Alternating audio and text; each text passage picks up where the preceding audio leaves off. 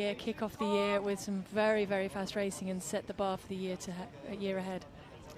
Well, you've had a look at the men's and the women's starters there. Their principal name, well, as you can see right there, is on their bib, so they're going to be fairly easily identifiable.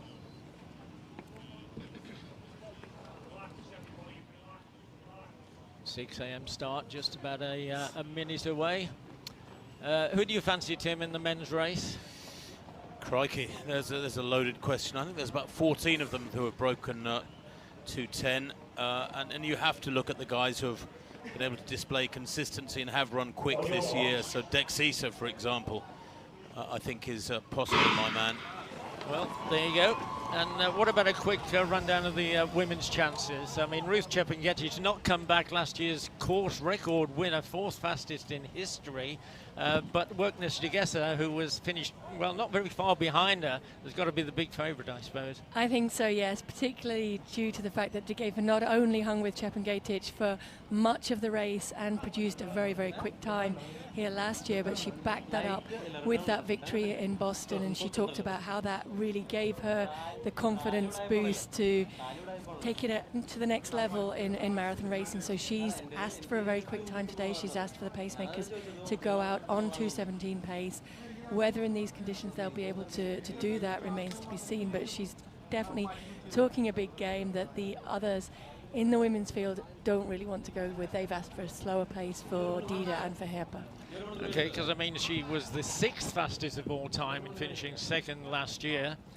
She won the race on her debut, incidentally, in 2017, finished 4th in 2018 and 2nd last year, so that's quite a history. It is, and she's been up and down the positions-wise, but she's been consistently getting faster each year here in Dubai, so I imagine that she's trained very, very well for this race and comes here looking for another quick time to then go into the championship-style racing of Boston later in the year. Incidentally, the mass race begins at 7 o'clock. These races were separated about three years ago when there was a bit of an incident at the start, bit of bumping and boring by the masses behind the elites. So the decision was taken to let this basically three dozen people, or rather 4 or 5 dozen people, get off by themselves and get a good clear run. And in fact, just a few motorbikes. Certainly our cameramen are going to be right beside them for company in this early stages of the race. Big responsibility on the pacemakers as well in a race like this, where the rhythm that athletes want to lay down is there for the taking. There aren't any undulations to speak of. There's very few corners, and therefore it's an opportunity that is fairly rare when you compare it with courses like Chicago, which is fast and flat but has about 41 corners, with London, which has a lot of undulations even though it's a fast course, and various others. This is almost Dutch in its flatness. You look at Rotterdam and Amsterdam, they're very, very fast courses for obvious reasons. We look at the geography of that nation as well, but it does put a little bit extra burden on the pacemakers to get their pacemaking right. And do you think, Paul, in a way it means that tactics become, is there a correlation between the faster the race, the less tactics are an issue? I think so, and I think that certainly suits the mentality of Ethiopian racing, of African racing, to be able to just go out and basically hang with the pace for as long as you can. And then it becomes more about how well you've trained and what you're capable of producing on race day, rather than actual race tactics coming into play to win the race. And you get a look there of just how straight the straightaways are on this course. Pretty much the only turn is that first turn as you go up from the start, and you turn at the Madinat and then head out to the first turnabout. That's the only issue, is that the turns are hairpin turns, which means they do lose a little bit of time on those turns, but there aren't too many of them. Well, Tim, Paul has given us an idea of the sort of time and pace that Workness Jagessa is looking for in the women's race. We've just seen 2:56 come up for the men. What about the pacing? What's the strategy there? Well, the pacemakers have been tasked in the men's race, and of course there are plenty of pacemakers for the ladies. There's only 2 in the men's race, and unfortunately, unless you want to run at around 2:04, 2:04:30 pace, you're stuffed, because there are 2 pacemakers, Felix Kipkoech and Silas Kiptu, both Kenyan, who have been tasked with going out at 61:45 to 62 minutes for halfway. Obviously 2:03:30 to 2:04 pace. Very, very quick indeed, and you know there's not too many men who will be able to live with that beyond about 25k, and it's unusual because a lot of the big races nowadays have pacemakers that with a little bit more sympathy for the guys who want to run 2:06, 2:07, 2:08. So you're pretty much on your own if you don't go out with those lead pacemakers over the first few kilometres. And 2:56, by the way, well, that's about 2:04 pace. Very, very quick, but pretty much spot on. Well, as we take a look at the wheelchair racers at the head of their field, and that's Hug and Van Dijk, I presume, Paula. I don't think it's Van Dijk behind, but it's certainly the silver bullet with his recognisable silver helmet there. I think this is Van Dijk coming up now. Yeah, you can usually spot Ernst Van Dijk, the South African, because of his size, his volume. He's got monstrous shoulders, and I think that might have been the Japanese behind Hug just now. Well, I'm surprised how quickly they split up, though. Yes, indeed, and there are half a dozen Japanese in the field, some of whom are a bit of an unknown quantity, so it will be interesting to see how long Hug is going to be having the lead contested in this wheelchair race. Of course, these guys are extremely rapid. They're going to be back at the finish inside of about an hour and a half, hour and 40 minutes at worst, and the women too. Incidentally, Tim, you mentioned the sort of times that, or the pace that we're expecting here. The course record was set last year by Gitane Moller of Ethiopia, 2:03:34. So yeah, they're obviously looking for trying to knock about half a minute off that time. Yes, they are. In fact, one of them is it Tura, who has said he thinks he can go under 2:03 today. He's certainly not lacking confidence. But if they can knock half a minute off that, well, it'll put them in a very special, the winner, in a very special group. A sub 2:03 is a tiny, tiny club of athletes on the all-time list. But we mustn't take it for granted. And I must admit, I'm a man who's always preferred to see great racing, and that fast times are a bonus. And one of the ironies of this really quick race we're watching this morning unfold, and I've no doubt at all that it will be quick, is that so many of these Kenyans and Ethiopians have got one eye on Tokyo and the Olympics about 7 or 8 months away, and yet the Olympic marathon is notoriously tactical, and you have to be a really astute racer. This is one of those races where you turn up for a really quick time. You hardly have to think, you just have to hang on. Well, just for the record, there are 10 men here with 2 hours 7 minutes or faster, and 2 sub 2:20 women and 5 more sub 2:25, Paula.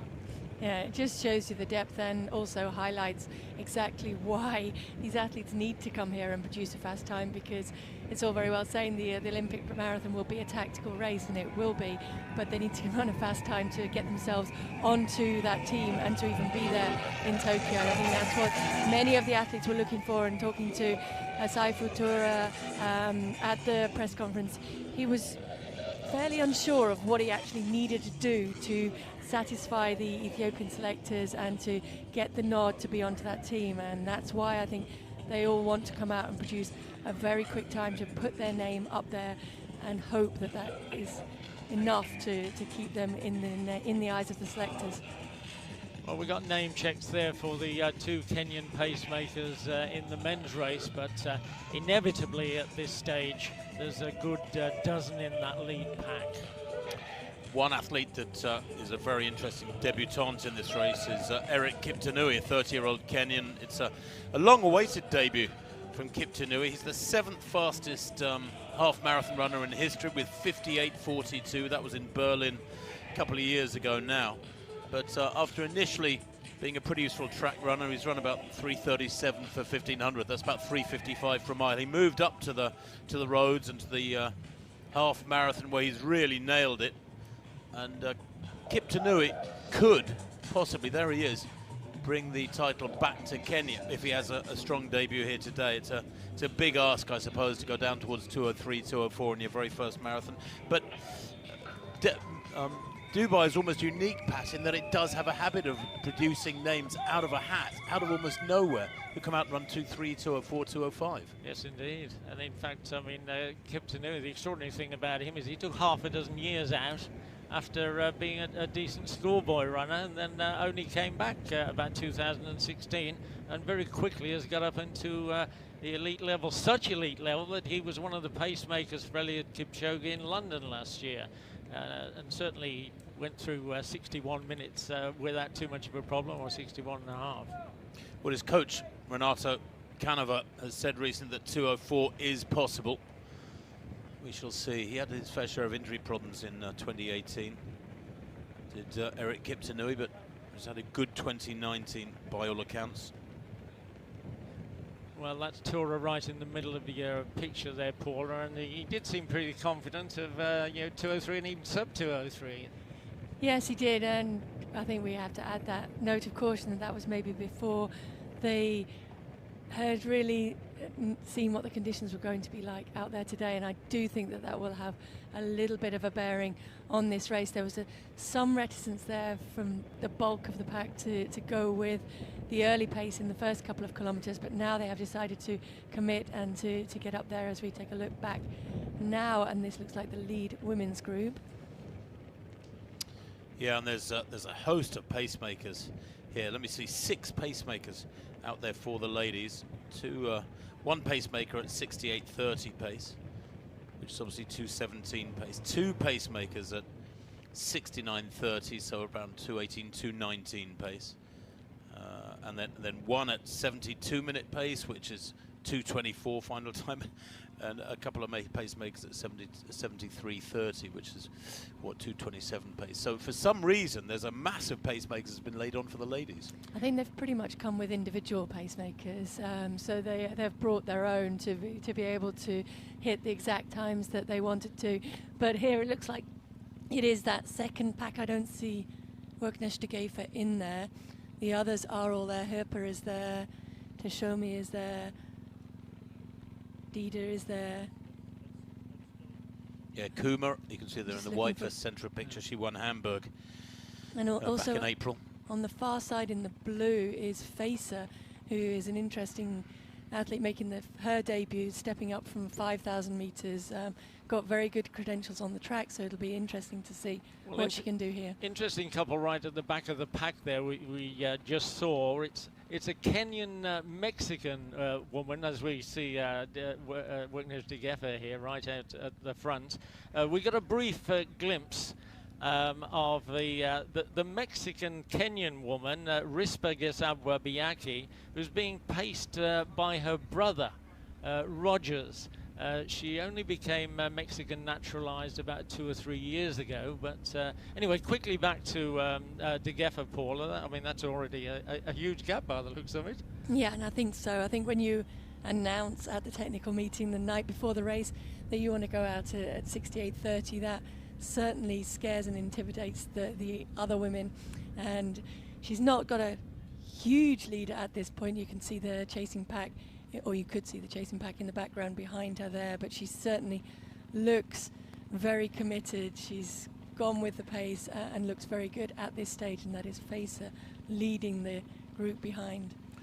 Well, we did see, Tim, that the first 3K in the men's race, they were all of those kilometres were under 3 minutes, so that's a fairly rapid pace too. Yeah, it is. I mean, that's pretty much perfect. 2:58 per kilometre is 2:05 tempo. Remember that first kilometre was 2:56, so they're building up, well, what is a nice steady rhythm here, and heading down towards 2:04 territory. Very impressive. Be interesting to see how they drop off. There's Osako in the white hat, Suguro Osaka, the 28-year-old Japanese, who has that Japanese record after his 3rd place in Chicago. Back in 2018, he ran 2:05.50, but probably a little bit disappointed with his 3rd place in the Japanese Olympic trial back in the middle of September, where he ran 2:11.41 for 3rd place, and the first 2 got selected. Frustratingly, he just missed out on automatic selection. I know you touched on that, Paula, and that if things don't change, he probably will get the nod anyway for that third spot. Yeah, I think he was frustrated with that third place in the trials. He was actually second coming into the stadium, but suffered a bit with a stitch in the closing stages and wasn't able to hold on to the second of the automatic qualifying spots. I think the rule of thumb they're roughly going by is should anyone break that Japanese record, they will get that third spot. If they don't, he's fairly safe. There may be a kind of unofficial runoff for it in the Tokyo Marathon. But were he to run very fast today and establish another Japanese record, not only would that get him the 100,000 yen, but it would also probably tick his box for selection. 100 million, I 100 think, million. because that's what he got when he set the Japanese record. What is that in pounds, shillings, and pence, I or think US it is about dollars? 100,000, isn't it? It's oh no, it's almost $1 million, about $900,000. That's not a bad payday, is it? Indeed not. Right, I'm making a comeback.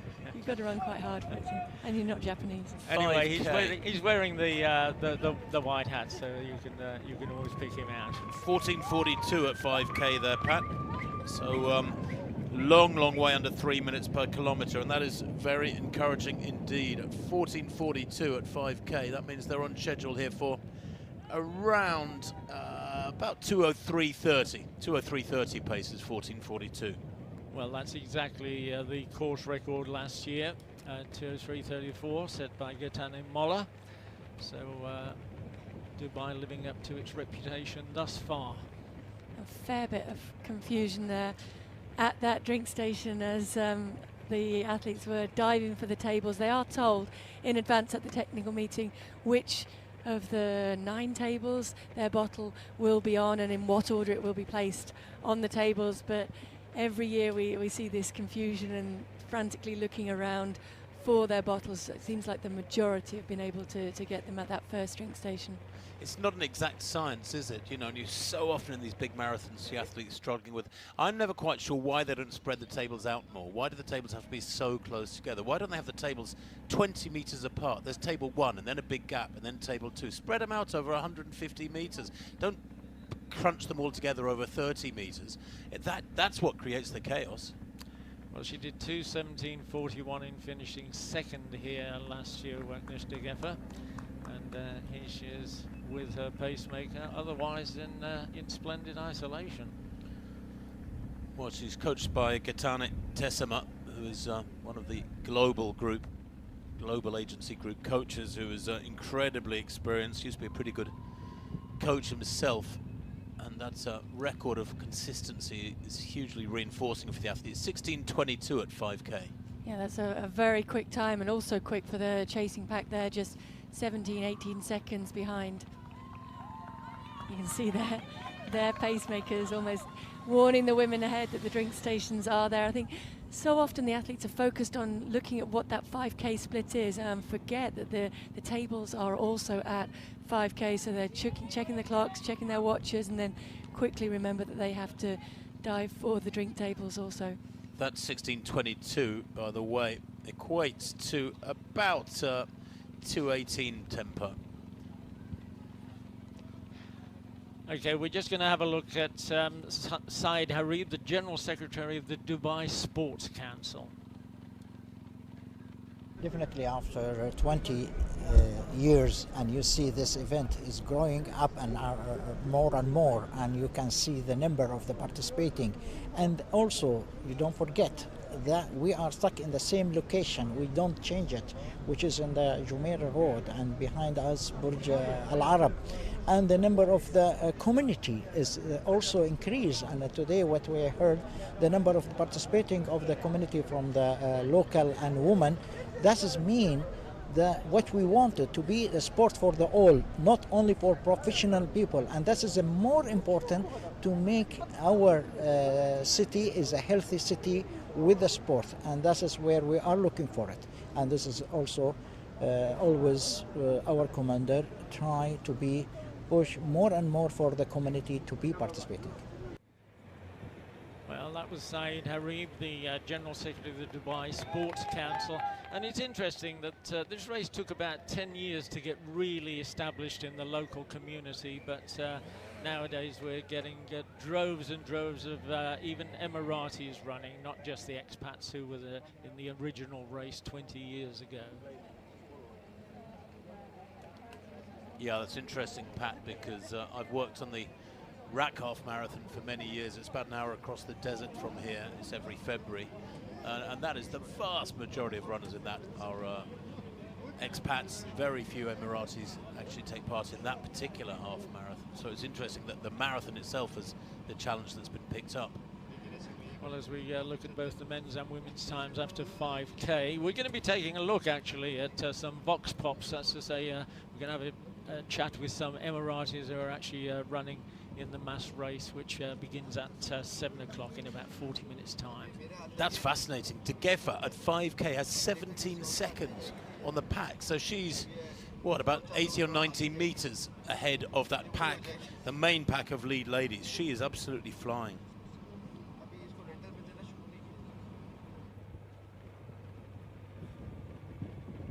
Still a big group here, as you can see. It's still night time. It's going to be at least another 40, 50, 60 minutes until daybreak here.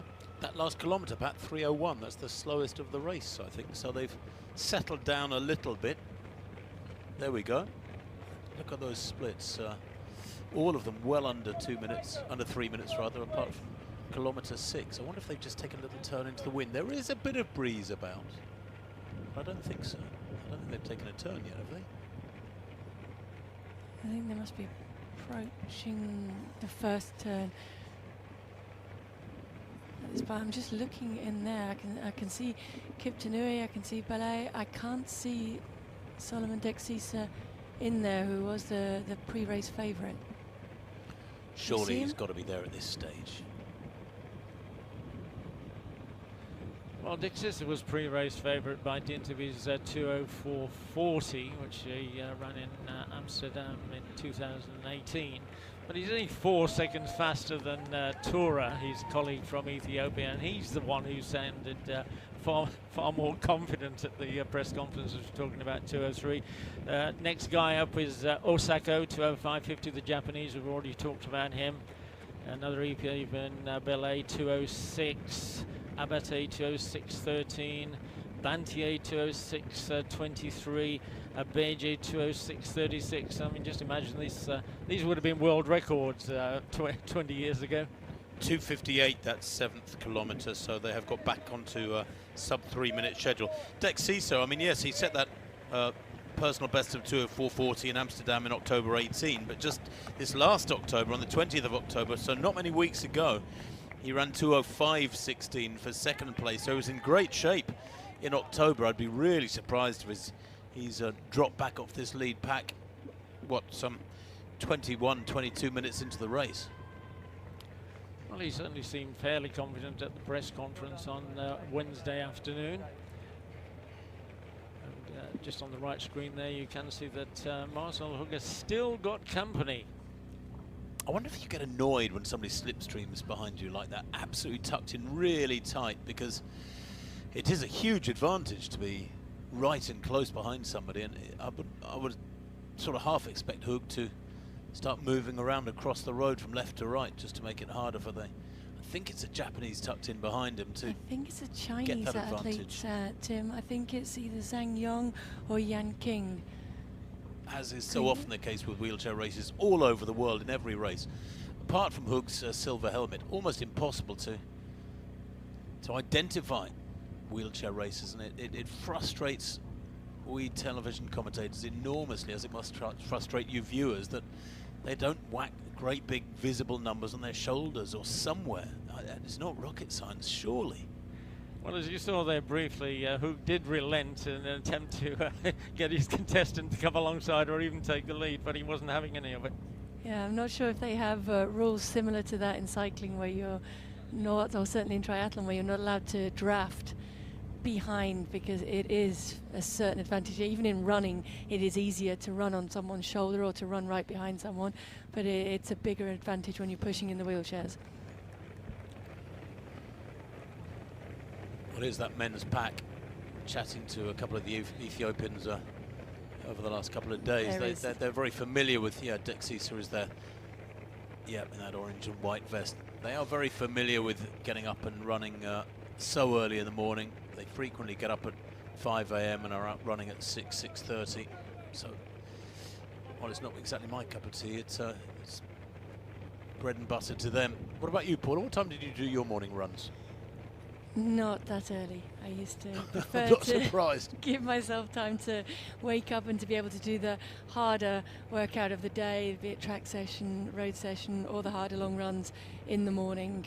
I think come race day, if the race is an early start, you're always going to be awake and ready to race. But most days, what time was your morning run? 9 o'clock. Yeah, very sensible. Well, to my way of thinking anyway, which isn't necessarily the right way of thinking. There's De Geffer. Pat, I cannot believe the lead she's built up. I suppose the only thing, Paula, and you're familiar with this, is that the male pacemakers for these super elite ladies, that at least the ladies know they can be there right to the finish line if needs be. They can be there every step of the way, whereas male pacemakers always drop out in a men's race at around, at best, 30k, something like that. Yeah, and that's something that's definitely changed in recent times. It used to be very, very hard because the depth isn't there on the women's side to be able to get female pacemakers to go any kind of distance within the race. So with female pacemakers, rarely people would go past halfway, I think, with me, and that's when they started to bring in the male pacemakers, and certainly it was much easier to run in a mixed race. That's not as good for TV though, but these women have actually brought training partners with them, so they're used to running with them on a day-to-day basis as well. And I think for De Geffer there, just to settle in beside her training partner, behind her training partner, and just to almost be able to switch off and settle into the rhythm that he's setting, and to be able to hit the pace that she's asked for and that she's planned for and trained for in this race. And I think the other women sensibly know that that would be almost suicidal to try and go with the pace at this stage in the race. So they are running with their own pacemakers and just running their own race behind, and I guess keeping an eye on what's happening up ahead just in case De Geffer has overcommitted. Well, there are those splits, and you can see they're varying a little bit, 3:20 to 3:14. That's quite some variation for the, I don't know if that's for De Geffer or if that's for the lead pack. It says leading women, but was that for De Geffer or the lead pack?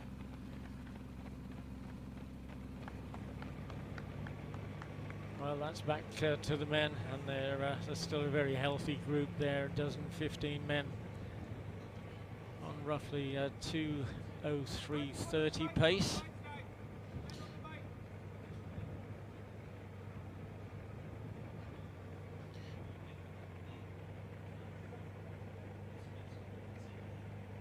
Yeah, not too much going on. I think if you're in that pack in this first 10, 15, even 20 kilometers, just to let the pace unfold in front of you, just to stay there and not overcommit too much energy, even thinking about too much, just to follow with the pace and let the race pan out a little bit before the real racing will start in the second half of this race.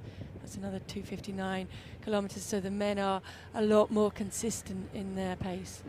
Well, we're looking forward to the first real big mark of the 10K, which should be coming up shortly. Yeah, and I mean, obviously they're running just inside 3 minutes, so you're looking for something like, what, 29:30, 29:40 at 10K.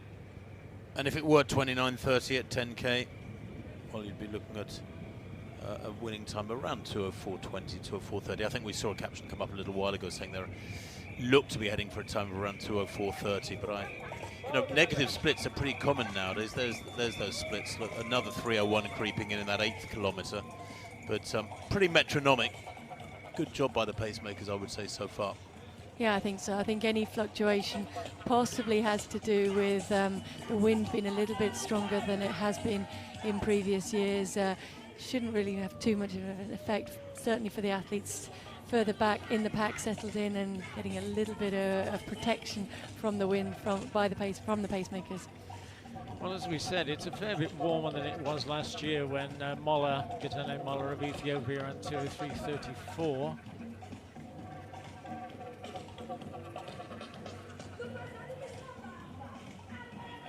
So I think, now explain the dew point, Paul, and the significance of it. We've said it's 21 degrees Celsius, but the dew point is only 15 Yeah, the degrees. dew point is 15, and I hope I can do a good job of explaining this, but basically the dew point is the temperature at which the air becomes saturated.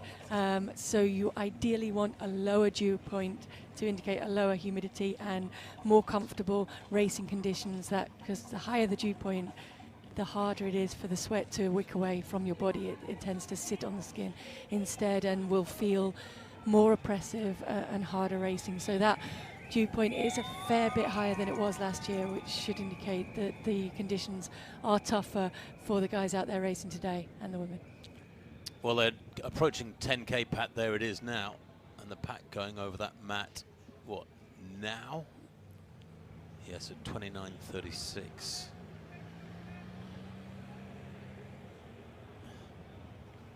And that at 10K,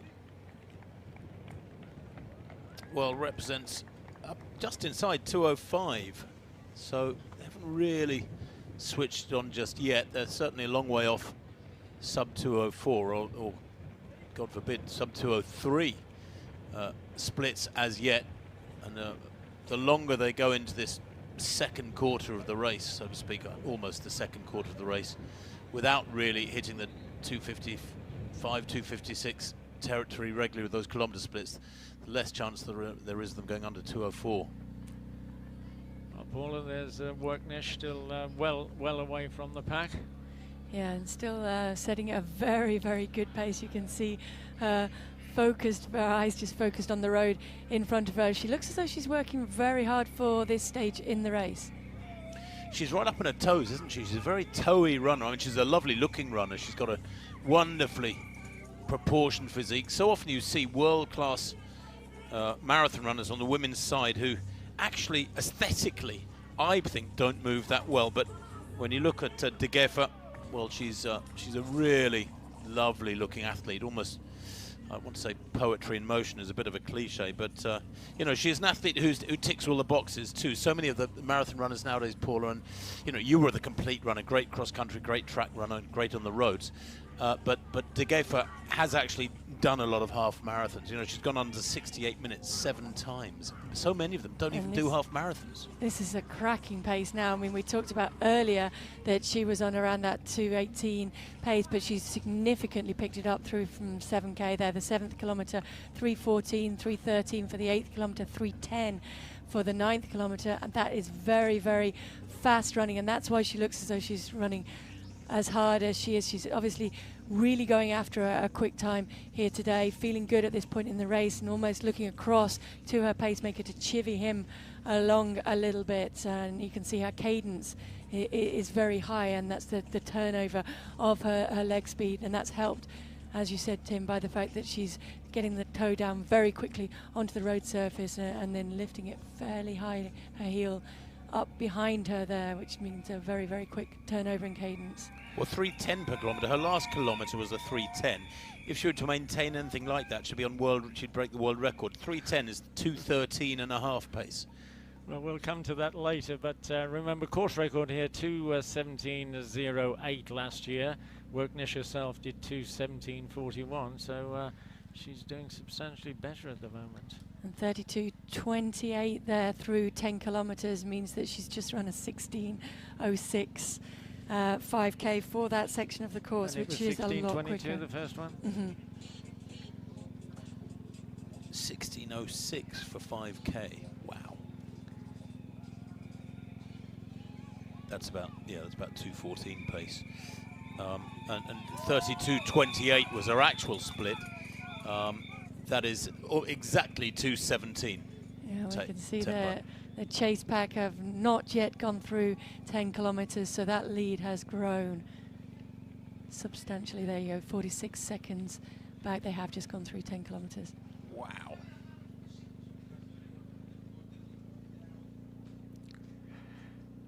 We're going to have a few words from our sponsor. This is Rula Abamani, the CEO of Standard Chartered. Well, perhaps you can start by telling me why this partnership works so successfully with Standard Chartered and indeed the Marathon. Well, you could see it's been very successful, the fact that we've been doing it for 16 years, and the number of participants have been increasing from 600 when the marathon started, and now it's just above 25,000. Now, it is in line with our behaviors and beliefs as Standard Chartered, where we participate and support communities where we operate in.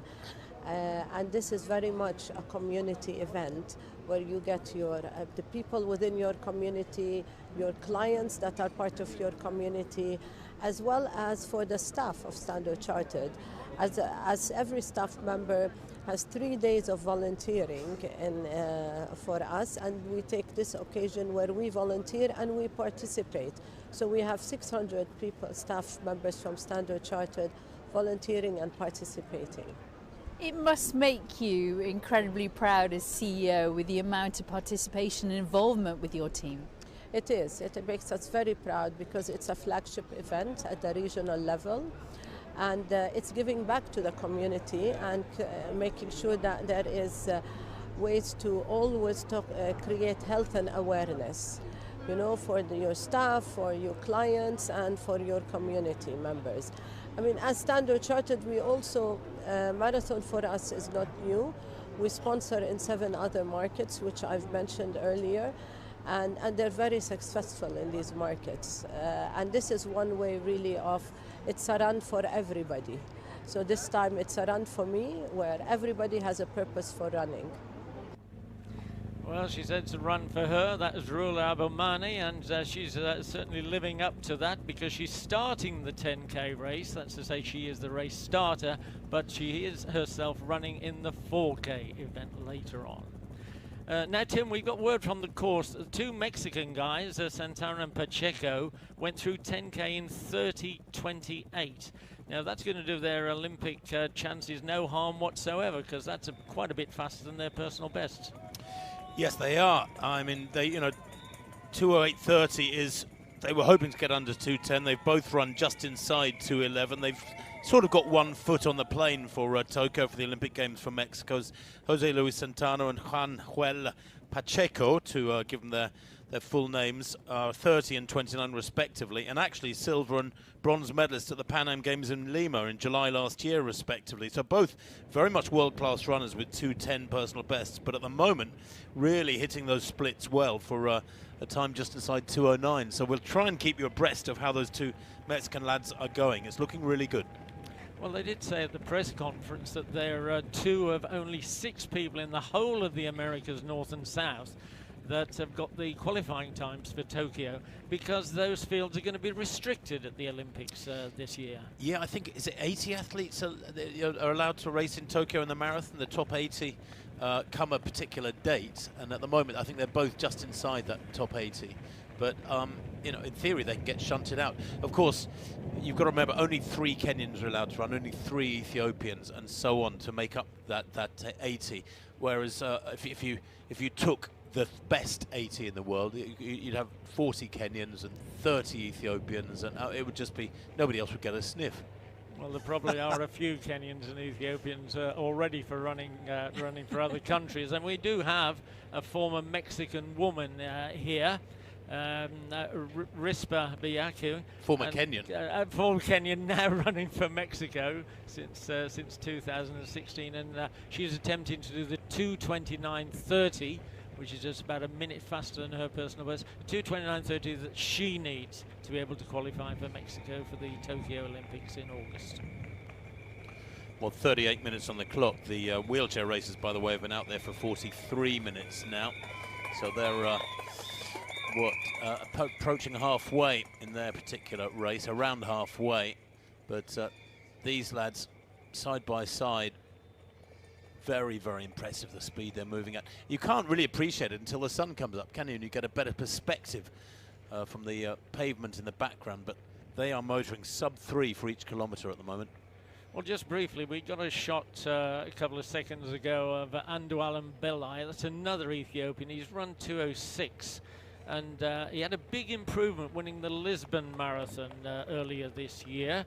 He was 10th here in Dubai in 2015 in only 2:09.56, so you know, 4 minutes off that time already.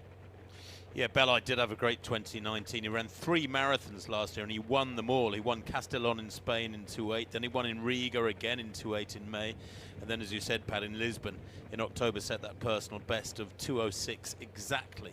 That was in late October too, so assuming he's freshened up, he could be a real threat. Before 2019, he'd only broken 2:10 once, and then last year he broke 2:10 in each of his 3 marathons. That is some raising of the levels. Now, there used to be a thought about 20, 30 years ago that you shouldn't really be running more than 2 marathons a year. You probably never did more than that, Paula, did you? In a 12-month period, I think I did race 3 within a 12-month period, but not consistently back-to-back. And I think it depends how hard you're racing each of the marathons as well. I think if you look at the way that De Geefer backs up Dubai with Boston, and then it's obviously hoping to go to Tokyo and run well, that's 3 close together, but she's probably not aiming to run all of those flat out. She obviously is aiming to run the one here today flat out, but then thinking that Boston will be more of a tactical race. So a lot of these athletes will run around the marathon distance fairly regularly in training, and if they're using some of those races as training, then it makes it easier to squeeze more races into the year. Well, we got a brief look in that aerial shot about 30 seconds ago of the world's only 7-star hotel, the Burj Al Arab, and they're coming up and down the Jumeirah Beach Road, and one of their U-turns is right outside the Burj, and that shot also did tell you that dawn is starting to break rather cloudily at the moment over Dubai. But it was yesterday, wasn't it? Or, in fact, I think it was more of a sandstorm yesterday, really, over the city, because you looked upwards and the sky was blue, but you were looking up through a sort of haze, and visibility was dreadful yesterday.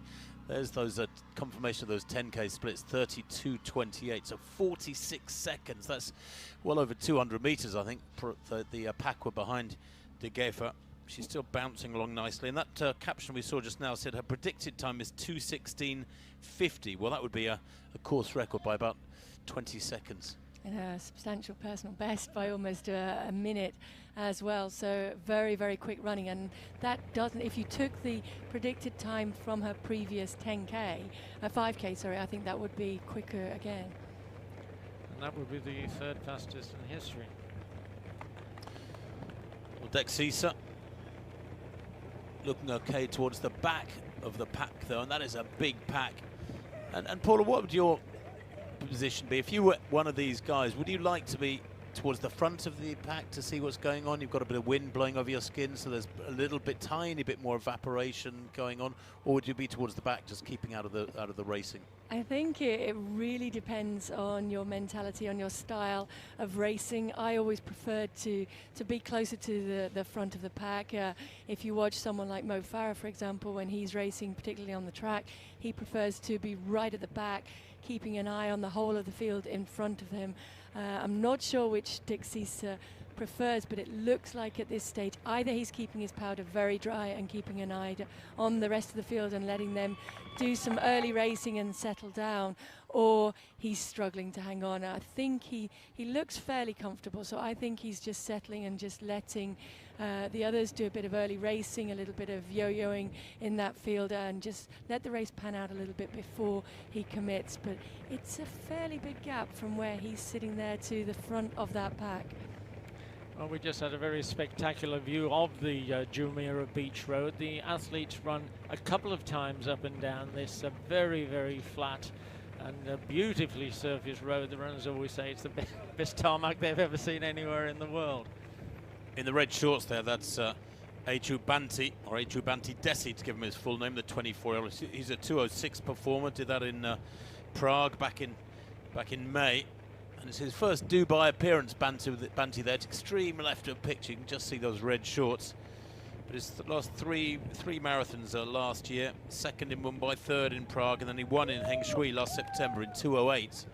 So a really solid 2019. But going back to that issue of how many marathons you should run a year, you know, I know there are some athletes who get away with running 3 or 4 per year, Paula, but actually you look at the people who have real longevity in the sport, and the majority of them stick strictly to 2 marathons per year. I mean, Pat said that's an old way of thinking, but actually it's the very consistent way of thinking. Yeah, well, back to the wheelchairs, Paula, and Hoog's still in the lead and over halfway now.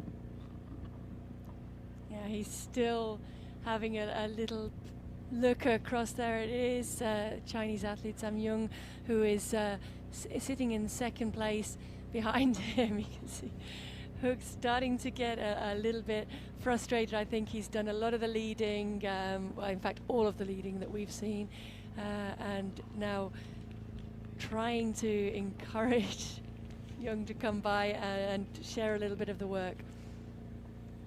Well, without too much success by there it is, Zhang Yong of China. There's 2 or 3 Chinese in and half a dozen Japanese, but they haven't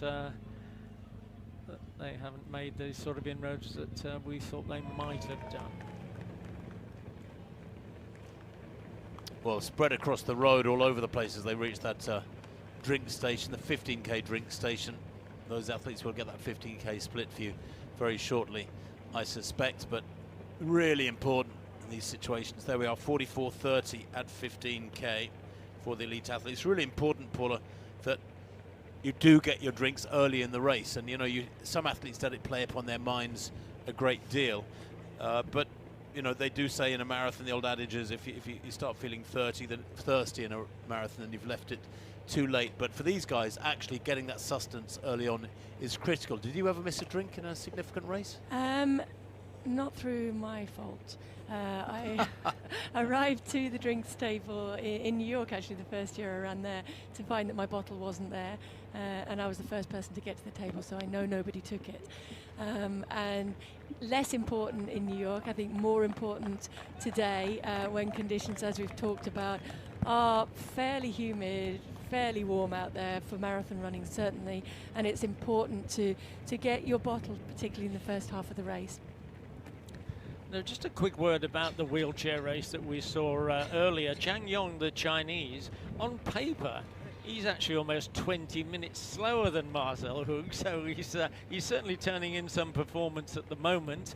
But we're concentrating right now on Abeje of yet another Ethiopian in the men's race. He's a 2:06.36 man who won in Seville in 2019. That was another big improvement from him, because prior to that he was roughly a 2:09 to 2:14 runner.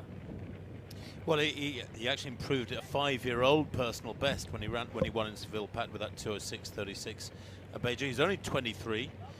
This is his 10th marathon already, so he's one of those guys who does like to get out there and race. He raced 3 marathons in 2018. It was 6th in Barcelona, he won in Riga, and he was 8th in Frankfurt. So he's certainly learned his trade.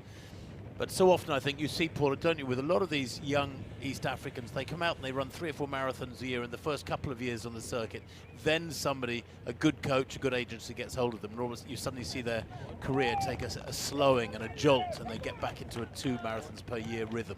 Yeah, I think I guess it's just learning about it a little bit more, and I think when there's a tradition and a history of racing a certain way, it's easy to jump into that, and we see many of the African athletes start racing over the marathon distance a lot younger as well, whereas traditionally in Europe, certainly in the UK, the rule of thumb was to move to the marathon later in your career, and it's only more recently that we've seen the likes of Callum Hawkins move to the marathon much earlier in their career, and very successfully.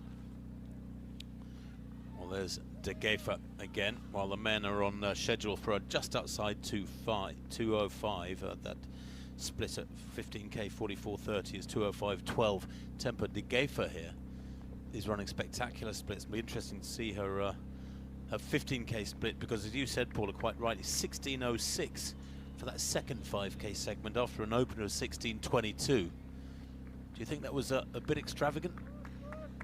Well, we'll get an indication now. I think she's maintained that, if that is correct, and she has already gone through the 15 kilometers. There you go. That is a very, very quick time.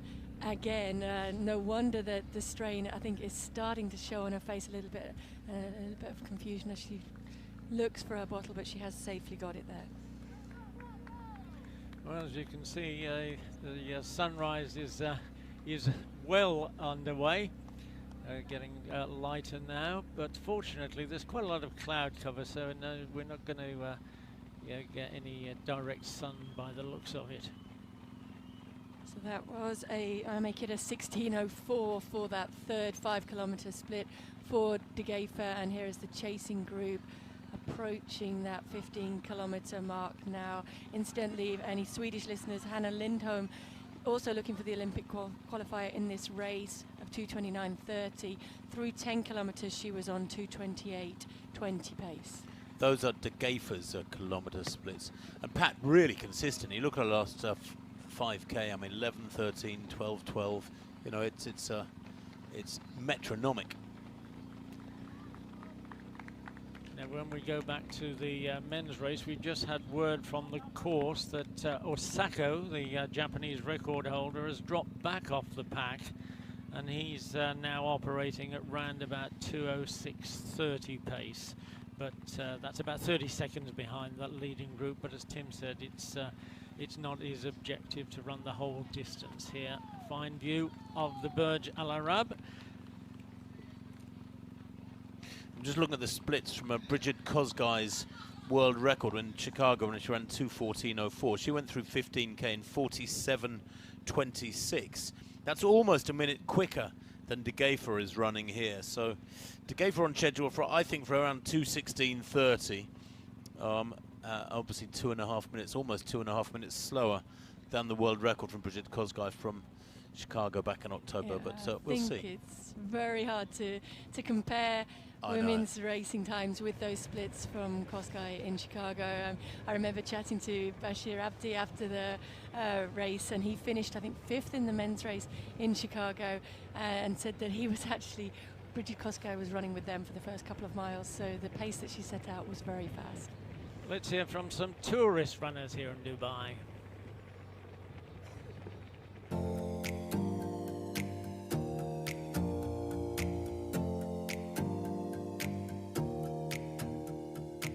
Sometimes I run in Paris. I like to run for my health. It's a good thing, I think.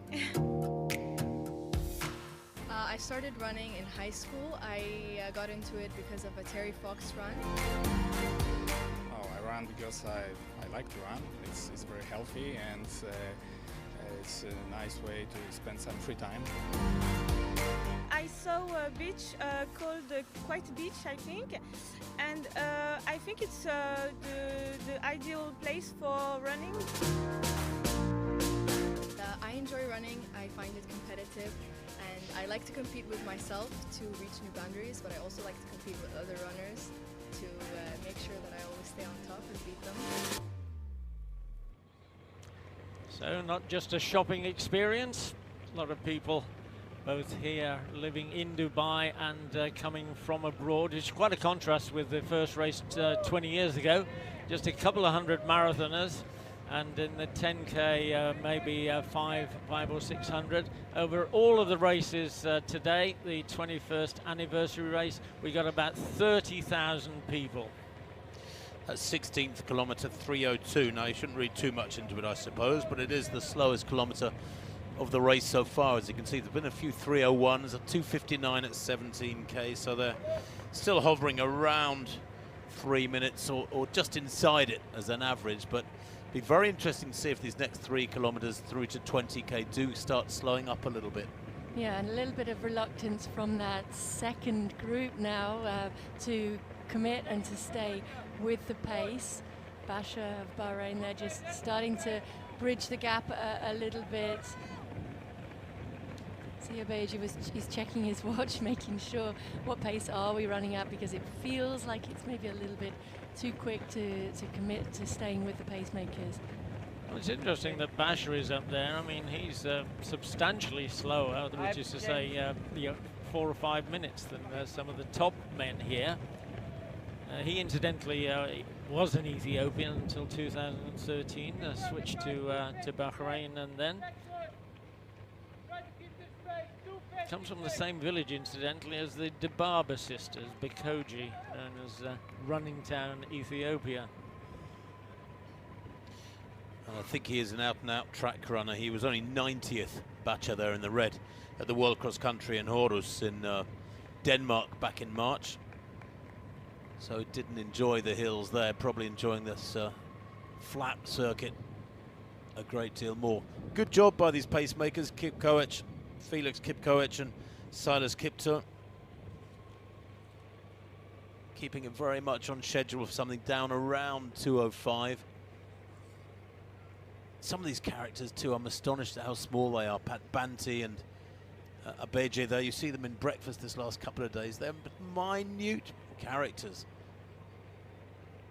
And when I say minute, I mean around 5'4", 5'5". Yeah, just chatting to some of the organisers yesterday, that third name that's coming up on the screen there, so Banti Desi, most of the athletes just go by the second name, but apparently he gets very, very excited if you mention the Desi part and will start jumping around. And there is Osako. As we said, he's dropped off the pace, and he's going to be dropping out eventually, but he's certainly not as far back as we thought he was. That's not 30 seconds behind the leaders, is it? No, it's not. I mean, what's interesting though, Pat, is that we're 99% sure that this is a training run for Suguru Osako. He just wants to go to around 25k, the Japanese national record holder. But Paula, I would imagine that he's come here on reasonably tired legs if he's still in training for Tokyo. He hasn't eased off. He hasn't adjusted his training these last couple of weeks like the rest of these guys have for this race. No, he won't have eased up coming into it, so he will be trying to simulate, if you like, the race situation for the final 30k, 25-30k of that. So to train fairly hard coming in and then try and hold with that pace for 30 kilometres of this race. Well, we've switched back to Worknish, but it looked as if he is just using this as a sort of training race. You're dropping off the pace, and he's actually caught that group back now. So he really was sprinting there, presumably training for the Olympic race. Yeah, he may be simulating surges within that. I'll tell you what's interesting about De Geffer. You look at where her left hand goes across her chest. Quite different to her right hand. She's not a symmetrical runner. She's not a balanced runner. You know, Haile Gebrselassie has this same little quirk, doesn't he? His arms don't move in the same way. But her left arm movement, very different to her right arm movement. Well, do you know why Haile did that? Well, allegedly because he ran to school with books under his arm. Apparently that's a load of old rubbish. I don't know, but it's a wives' tale, I've been told. Well, like his age. Well, yeah. Take a wild guess. There is the second pack of the women. Deradida on the far side, Kuma, Shona, Facer is still there. We were talking about the prowess on different surfaces. Deradida, of course, finished second in Aarhus in the World Cross Country Championships. And she's a great track racer too. Really good track pedigree. Well, as you can see, we're shortly going to be coming up to the 20k marker, and shortly after that the half marathon. So that's going to be a very good pointer to what our final time's going to be. Still a big group with the men, Tim. Oh, it's a massive group. Yeah, I mean, it's impressive when you think they're shifting at what, around 62 and a half minute pace for the half marathon. Just how many are in there? What, maybe 20 strong, that group. Belai is in the middle of the pack there. We've talked about Anduelem Belai, the 27-year-old Ethiopian. It was 10th here in 2015. That was the last time he ran. He's come back 5 years later, hoping to improve things. But he has set a personal best, as we talked about, in Lisbon in October of 2:06. So he's 4 minutes better than he was 5 years ago.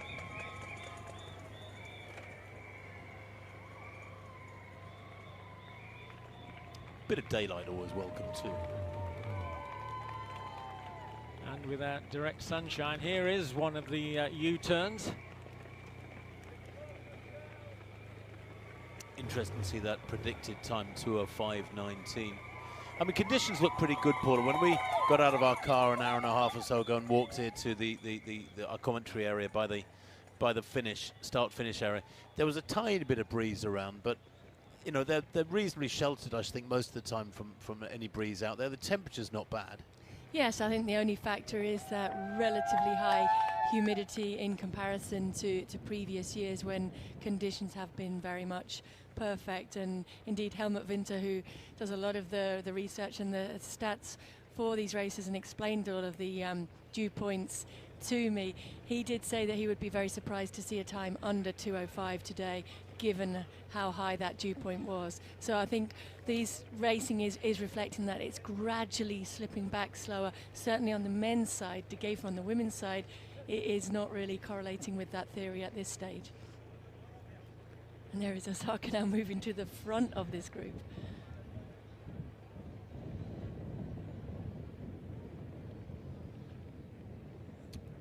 Spread across the road to be guided across that mat, 20k 59.28. What sort of prediction is that going to get us to the finish in? I'm just turning to my trusty tables here. Well, while we do that, Tim, let's just take a look at the mass race start. As you can see, off they go. There were just a few hundred of them 20 years ago. There's thousands nowadays, and of course there is a 10k race, as I said, and there is a 4k race. This, the start of the mass marathon. They're going to be doing the whole 42.195k.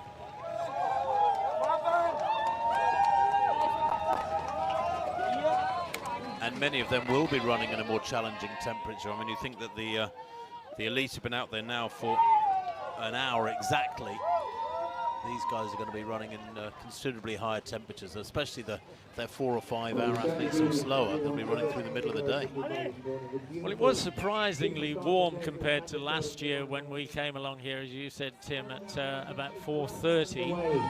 But I don't think the temperature is going to rise all that much. It was already about 20, 21 degrees then, but it frequently does go up to 28 even at this time of the year. But having said that, we've actually had fog here a couple of times over the last 20 years, would you believe?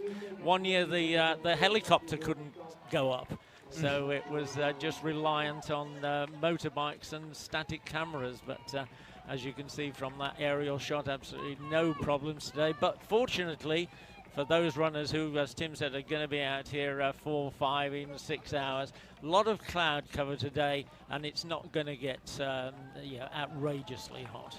It's great to see so many local Emiratis taking part in this event as well, I think across all of the events. So this race, plus the 10K and the 4K, participation has grown by 325% for the locals, and through that My City, My Race campaign backed by Dubai Holding. It's great to see the pride in Dubai's hosting of this event and in actually taking part and getting out there and contributing to it. Well, I think everybody got the message after the first half a dozen years of the marathon. They saw even more tourists coming in. They could see the financial benefits as well as the health benefits. And as the General Secretary of the Sports Council, Saeed Harib, said that they're really concentrating on getting the Emiratis doing all sorts of sport, participating and spectating too.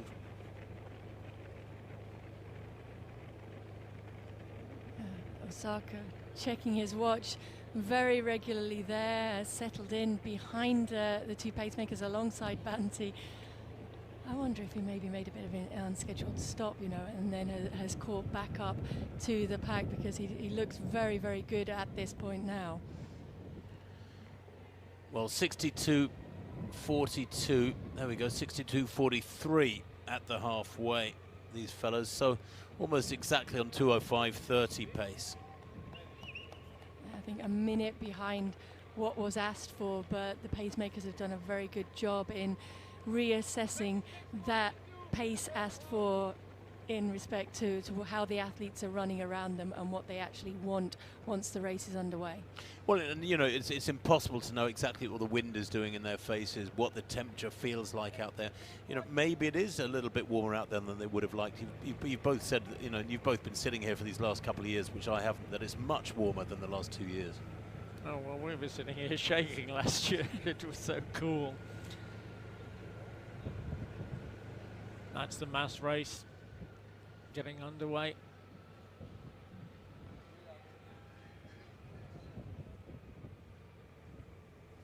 And the numbers, well, it's funny, isn't it? Because there are approaching 30,000 people have entered all the different races this year. Last year, just under 20,000 entered. So there's been a massive increase in the overall entry for this sort of festival of running today. But the marathon itself last year had 2,400. Well, as we said earlier, Marcel Hug is got a Chinese Zhang behind him, who on paper is 20 minutes slower, but certainly not today. And they're going to be coming in here in about sort of 15-20 minutes or so. You half expect to see a tow bar between them, don't you? They're that close together. Well, certainly drafting is coming into play here substantially. Well, you could see their Hug pushing hard at the front, and Zhang actually just sitting up and relaxing in the slipstream. Well, that's 35k, just 7.2k to go.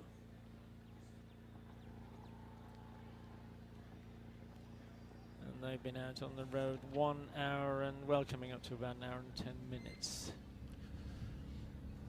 So De Geffer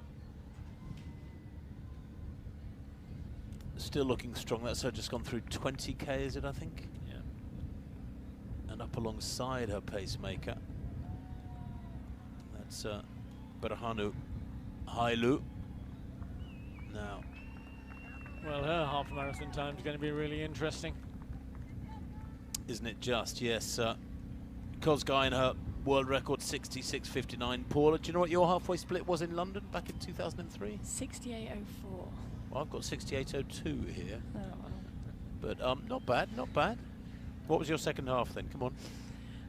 Work it out from that, can't you? What was it, 67.30 something? 67.23 is what I've got from one of the official reports. But yeah, it will be interesting to see if De Geffer can hold together for a strong second half.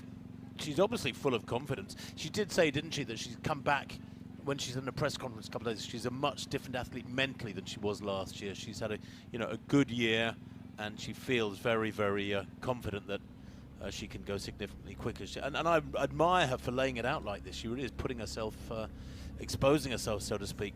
Yeah, she's taking a calculated risk, shall we say. I mean, she knows the shape that she's in, and she talked very much about how it was the confidence not only of the fast time here in Dubai that she ran, but then to back that up with the victory in Boston. And she said the victory in Boston really gave her the belief that she belonged at the top of the world scene.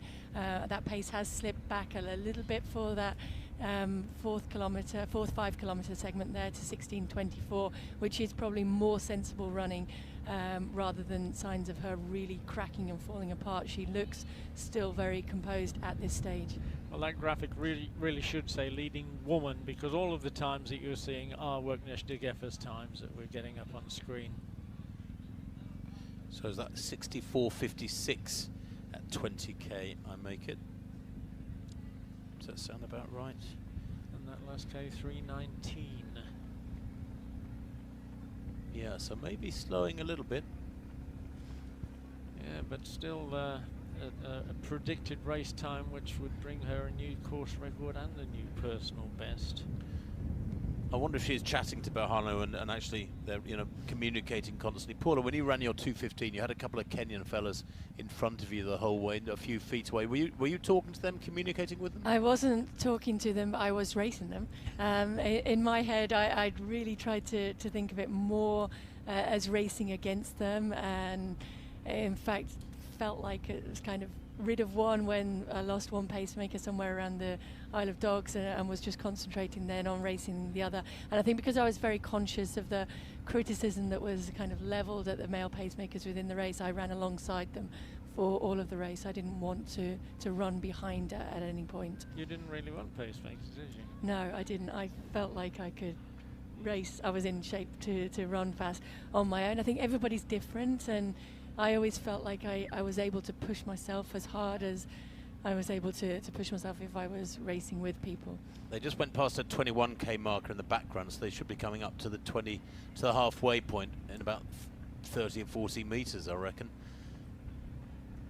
And she's now outside 2:17 tempo, 3:22 that last kilometer, and there is 68:36. Yeah, so maybe a sign that that early pace was too quick, and she's having to check back and gather herself a little bit now. Still a substantial lead over the chasing pack, though. But look at those splits, the last couple of kilometers in particular, apart from that 16th kilometer, are pretty slow compared with the rest. And there's a lot of 3:11s, 3:12s, 3:13s. Those are De Geffer's splits, we hasten to add. It says leading women, it should say leading woman, really. She is a long way ahead of this pack. That's an incredibly heavily strapped knee from Bayatçu. Goodness me, Tigist Bayatçu, the 25-year-old. She's a 2:24 athlete. She was second in Istanbul this year. We were talking earlier, Paul, about how many athletes use half marathons, how many don't. She has never run a half marathon. Even though she's a 2:24 performer. I just find that bizarre. It's like this new generation of athletes on the track. You get 1500 meter runners who never run 800, it seems. You get specialism so much more than, well, back in the day. I mean, I think it's more significant on the track, certainly, because you tend to race a lot more in the build-up, certainly to those 1500 meter championship races. In the marathon, you can just come out and race the marathon. It's not saying that they haven't run a hard half marathon or a hard tempo run in training, but just not come out and taken the time away from the training to race that. So there is that gap at now 1:29. So it's not grown much in that final or in that previous 5 kilometer split there, and maybe now we will start to see that group rather making inroads on that lead rather than that lead continuing to grow. Well, that's going to be interesting in the second half of the race. Incidentally, just harking back to the two Mexicans that we talked about, Santana and Pacheco, they went through halfway at 64:24.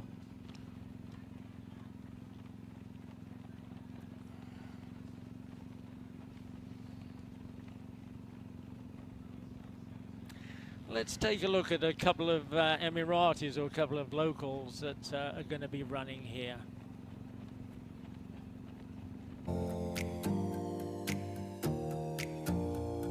It's my first proper 10K of anything, to be honest. Well, last year during the full marathon, it was awesome. It was great. A lot of people were running.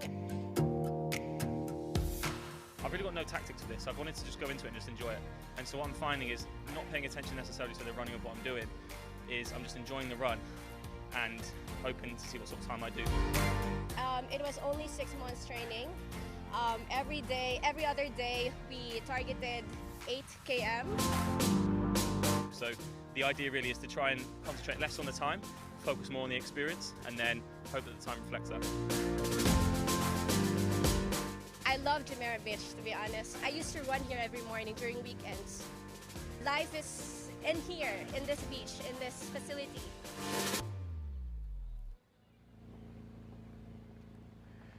Well, Marcel Hug with Zhang of China. Zhang Yong still right behind him and getting the benefit of Hug setting the pace. He's won here the last couple of years and was fully expected to win again this year.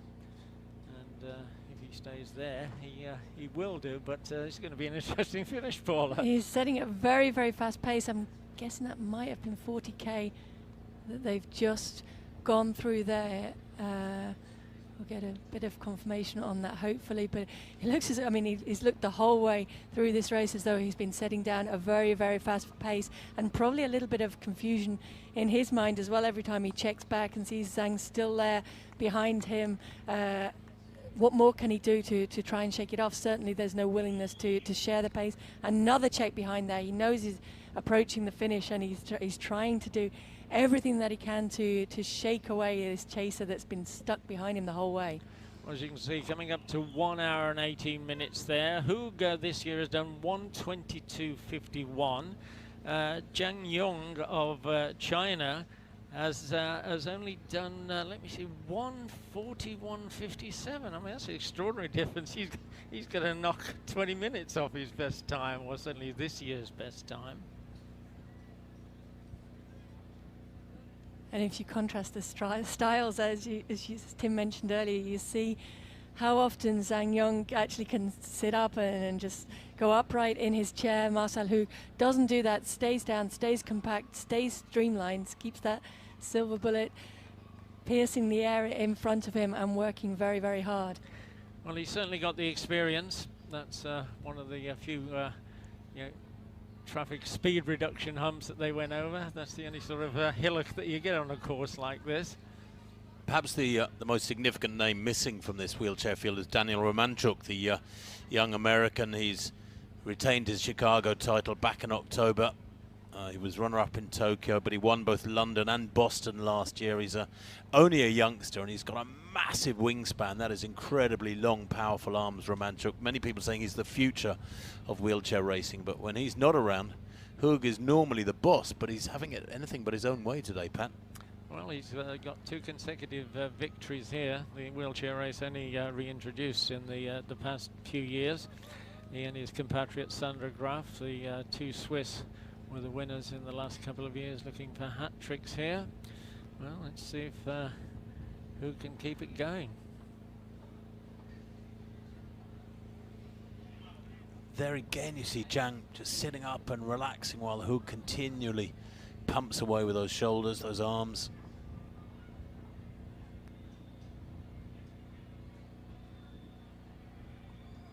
And I can only assume Hug is not so frustrated because he's not weaving from side to side, is he? You know, you could make these slight variations across the road. He's keeping that straight line. He must know Zhang is there. I'm sure he can sense he's there. But this is ominous for Hug, perhaps, with the Chinese just tucked in so closely behind him.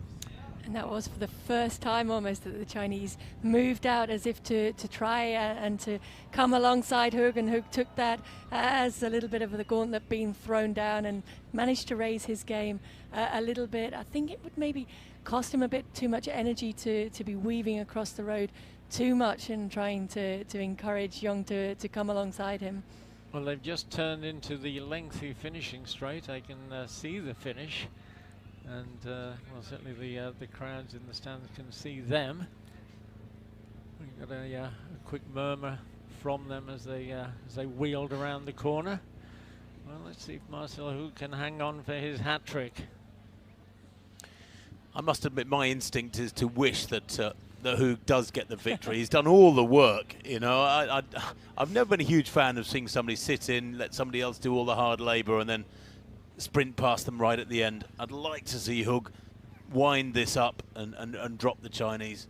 It is into the last couple of 100 meters, and we see the Ethiopian contingent warming up for the cheering that will happen later on when we see the finish of the main races. And from that overhead shot you can see Zhang Yong trying to move alongside. The only thing when you've sat behind the whole race is when you're then out of the slipstream alongside, you suddenly realize how much harder work it is, and Hug maybe has that superior track speed to use in these closing stages. Well, he's certainly got the experience, Marcel Hug of Switzerland, going for his 3rd consecutive victory here in Dubai. There's just about 100 and so meters left, couple of hundred maybe, camera foreshortening a bit. And certainly Zhang is not making any efforts to pull out of that slipstream and try the sprint for victory. Well.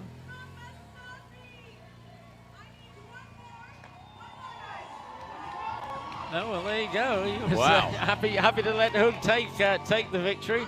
Let the senior partner who'd done all the work take his well-deserved hat-trick. Marcel Hug of Switzerland, 3 in a row for him. Zhang Hong, well, probably 20 minutes faster than he's wheeled himself all the way, and he looked pretty happy with that, and so he should be. Well, he was slipstreaming the entire way, I wonder whether or not it was deceptive, and Hug was actually winding it up there and just staying that couple of meters ahead of Zhang.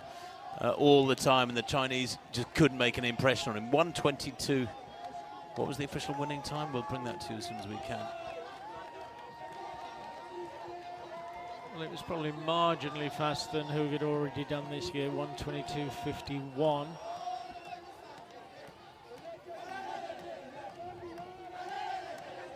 Certainly of the two now, who looks like he has worked the harder in that race.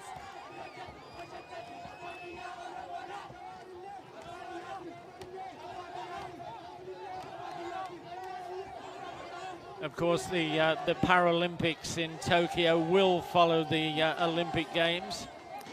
The Olympics themselves begin on July 31st, or rather the athletics at the Olympic Games begin on July 31st and last for 10 days as we go back to the men's race. Incidentally, we mentioned that, sorry, it's the women's leaders. We said that Osako had dropped off the pace. Apparently between 15 and 20k, he ran 14:28.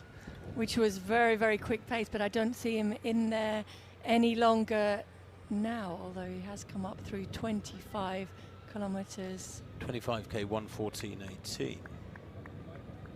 Which does tend to fit a lot more with a paced, surging training run rather than actually racing here today. That's about 2:05.20 pace, so they're slipping a little bit with 1:14.18, but still very fast running. Well, and given there's such a huge group, you've got to think that when that does begin to split up, that the guys who are really going to make a real attempt at victory are going to start accelerating. I think that's a very good interpretation of what we're seeing, Pat. You know, for that group to be that big at 25k is a little unnatural, and it tells me that there's several guys in there who are having their tempo dictated by the pacemakers. Perhaps they're happy with that, but there must be, Paula, don't you think, 3 or 4 guys in there who are actually feeling pretty comfortable, having gone through halfway and what, 60, what was the official halfway split? Is 62.43. I think we're going to see negative splits. Yes, which is kind of reversing the trend from previous years, but I think we are certainly seeing a gathering within that pack now.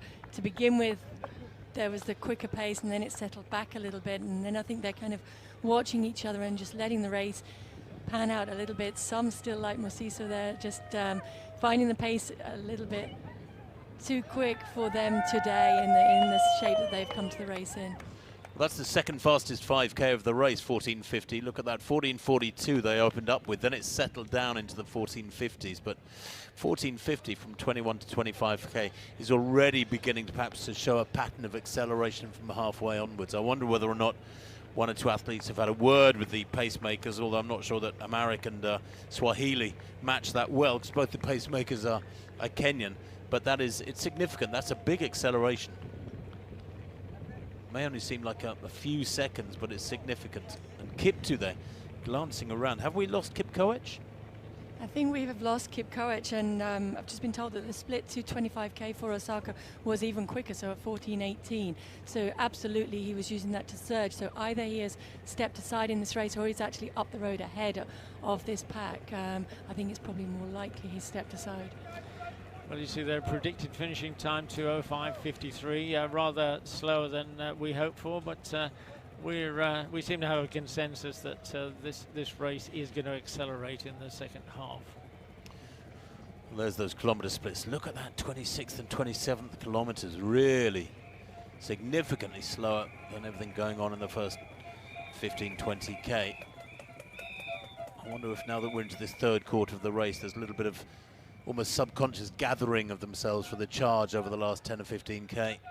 I think so, and certainly a reluctance to lead at this point, so to take on that responsibility of pushing the pace on when you know that that's going to maybe sap something out of the pace that you can finish the final 5 kilometres or so at. I mean, the prize money for first place, $100,000, that is inevitably playing on the minds of some of them, and they're thinking, do I sacrifice myself, push on, kick away, and challenge the others, or do I play it safe?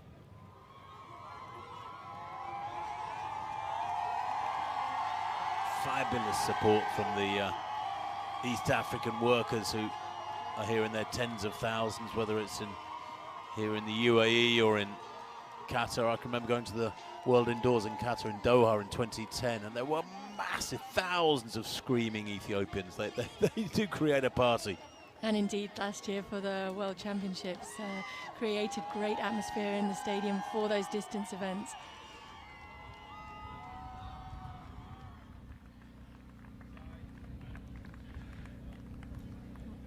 Well, we're going to take a brief look at work now. She's still well ahead of the chasing pack in the women's race. But we're shortly going to take a look at well, we saw a couple of guest workers, if you like, who are running the 10K and the marathon. We saw them a few minutes ago. We're going to take a look at a couple of Emiratis who have switched to marathon running in recent years and get their views. Is that a bit of a concerned look behind, I think, from Degefa, trying to look back down the road to see exactly how big the gap is back to this chasing group? Yeah, that's shown that. And they're also looking behind a lot. Guten is shown in the tall lady third from right in the white vest. And there you see why with those previous splits. So the pace of Degefa has slowed substantially, which means that this chasing group must be making inroads and significant inroads on that lead.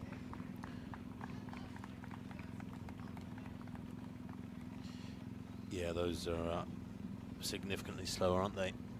She was running 3:10s, 3:12s. Yeah, and in over the first half. In that group we have Hirpa, we have Shon, and we have Abayechu.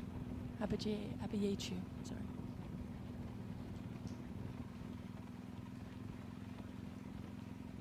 Not too far back to face as well at the 25-kilometer point. Yeah, 1:21.49 at 25k for Degefa. And just checking the old charts, 1:21.49 puts her on, yeah, about 2:18 pace. She has slowed quite significantly in the last 10 or 15 minutes. I think she's going to be high 2:17s, even around 2:18 if she. That's what she's on for at the moment, but she is slowing. Big gap though.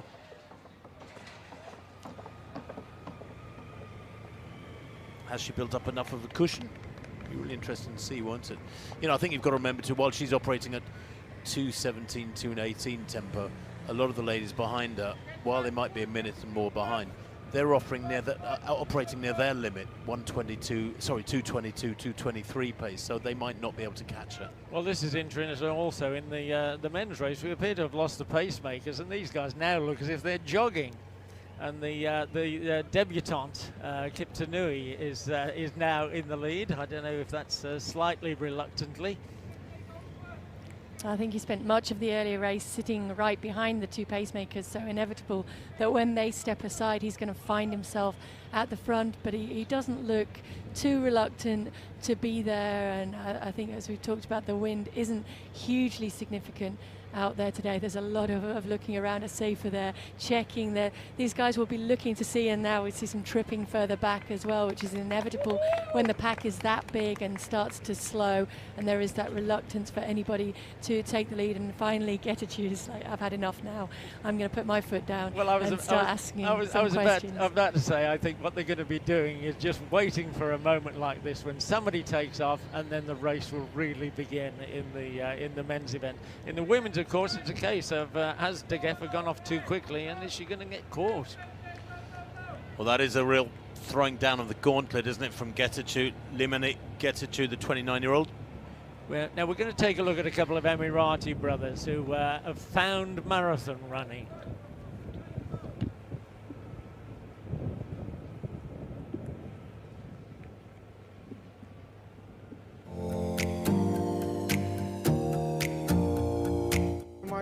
Place was second place last year in UAE category, so I'm targeting as well this year. I'm looking for my own record, so I'm targeting like around 240, so I hope I will get it. So this will be a great achievement, which it was my target was for this year, sub 245, and I got it in Valencia in November, so I was happy with that. So I will take the risk on Friday. Let me see what will happen. And we are running as a team like usually, and I'm running since 2008, I was almost 108 kg. I used to play rugby at the 7, and then I noticed myself I gained weight, so I started running, and I never knew that I will join a marathon in my life. I started with 3:30 and now 2:45 PB. Well, you've got to start somewhere. He said he was 108 kilograms, and well, he's not quite half that weight, but he certainly lost a lot. And 240 is is pretty good. He's pretty much halved his time, isn't he? He's working down towards that with some more improvements still to come. Now Degeva makes that hairpin turn, and she'll be able to, as she moves back up the road, see the chasing pack coming down, and they will also be able to see that they are closing that gap back towards her. So how much has she overcommitted in that first half of this race?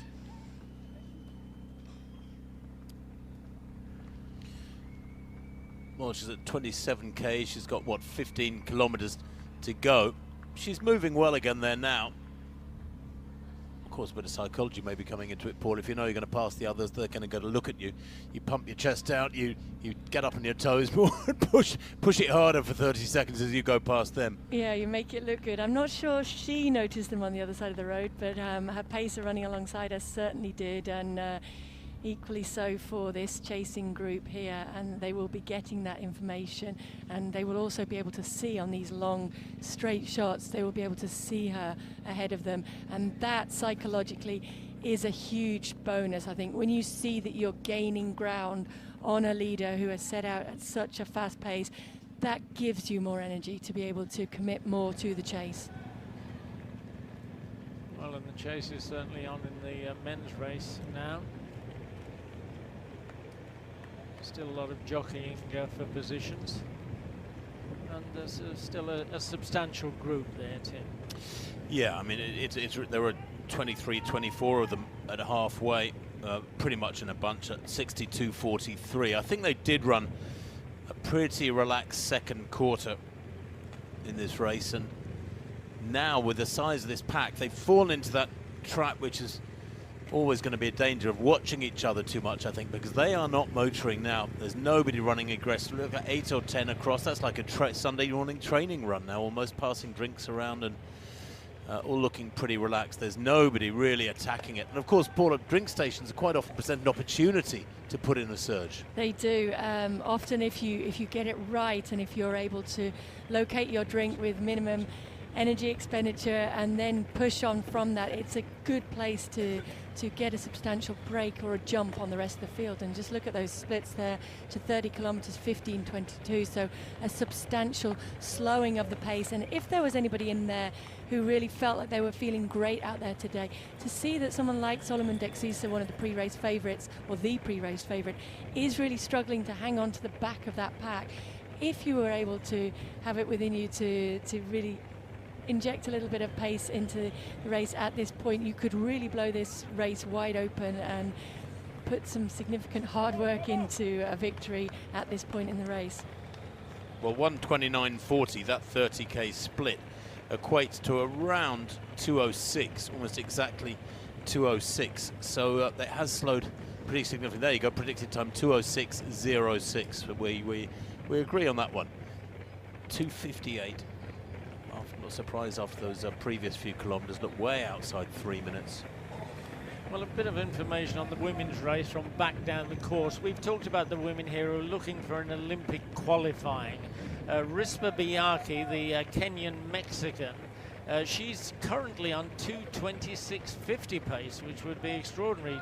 2:30.49 is her current best. Hannah Lindholm, the 40-year-old Swede, she's lost a bit of time. She's currently on 2:30.02 pace, so she just needs to pick it up if she wants to get under that 2:29.30 Olympic qualifying time. Well, Lindholm ran in Hamburg in April, then she ran in Stockholm in June, and then she ran in Frankfurt in October. So she's running her 4th marathon in the space of 9 months, which by anybody's standards is pushing it. And at the age of 40, maybe she's going to the well one time too many. Well, we had a quick look at Worknesh, the women's leader, just now. Has she lost her pacemaker, Paula, by the looks of it? She looked to be running solo up in front there. This, again, is the chasers. Well, that certainly won't help her much at all. These athletes do all have their pacemakers alongside them, which will help them, and you can see them settling in behind that and taking full advantage of the pacemakers. And of course her predicted time now, 2:18:42, is exactly 61 seconds slower than what she ran last year. However, that 28th kilometre looked significantly quicker than previous. Gosh, you have to go back to the 17th kilometre, so it's the fastest kilometre for 11k that she's just put in. I wonder if maybe she realised she was wilting a bit. But you're right, Paula, the pacemaker's gone. Maybe she instructed him to go, but maybe she felt like he was slowing her down, that she'd maybe switched off into running alongside him, and that may be why the pace has picked up. Certainly she looks more comfortable now than she did in previous shots. More frisky, I would call it. A little bit more bounce there, a little bit more drive. I think she relaxed for quite a few kilometres, and a 3:13, that 28th kilometre, will be very interesting what she clocks for these next couple of Ks. Incidentally, that's what we haven't really talked about so far, but we'd be remiss not to mention at some point she is of course racing in Adidas shoes, and this pack here fairly significantly decked out in the Vaporflies. And one of the biggest advantages, I think, from the Vaporfly, as we see now, is that gap from Dexisa. Yeah, he's off the back of that group. He's not too far off the back though, but certainly not where he would want to be. And he doesn't look in that comfortable, race. does he? Now that you talked about the shoes, Paul, this is an opportunity for you to give us an explanation. What exactly is different about the new shoes on the market now that appear to be big favourites and are producing really fast times for a lot of people?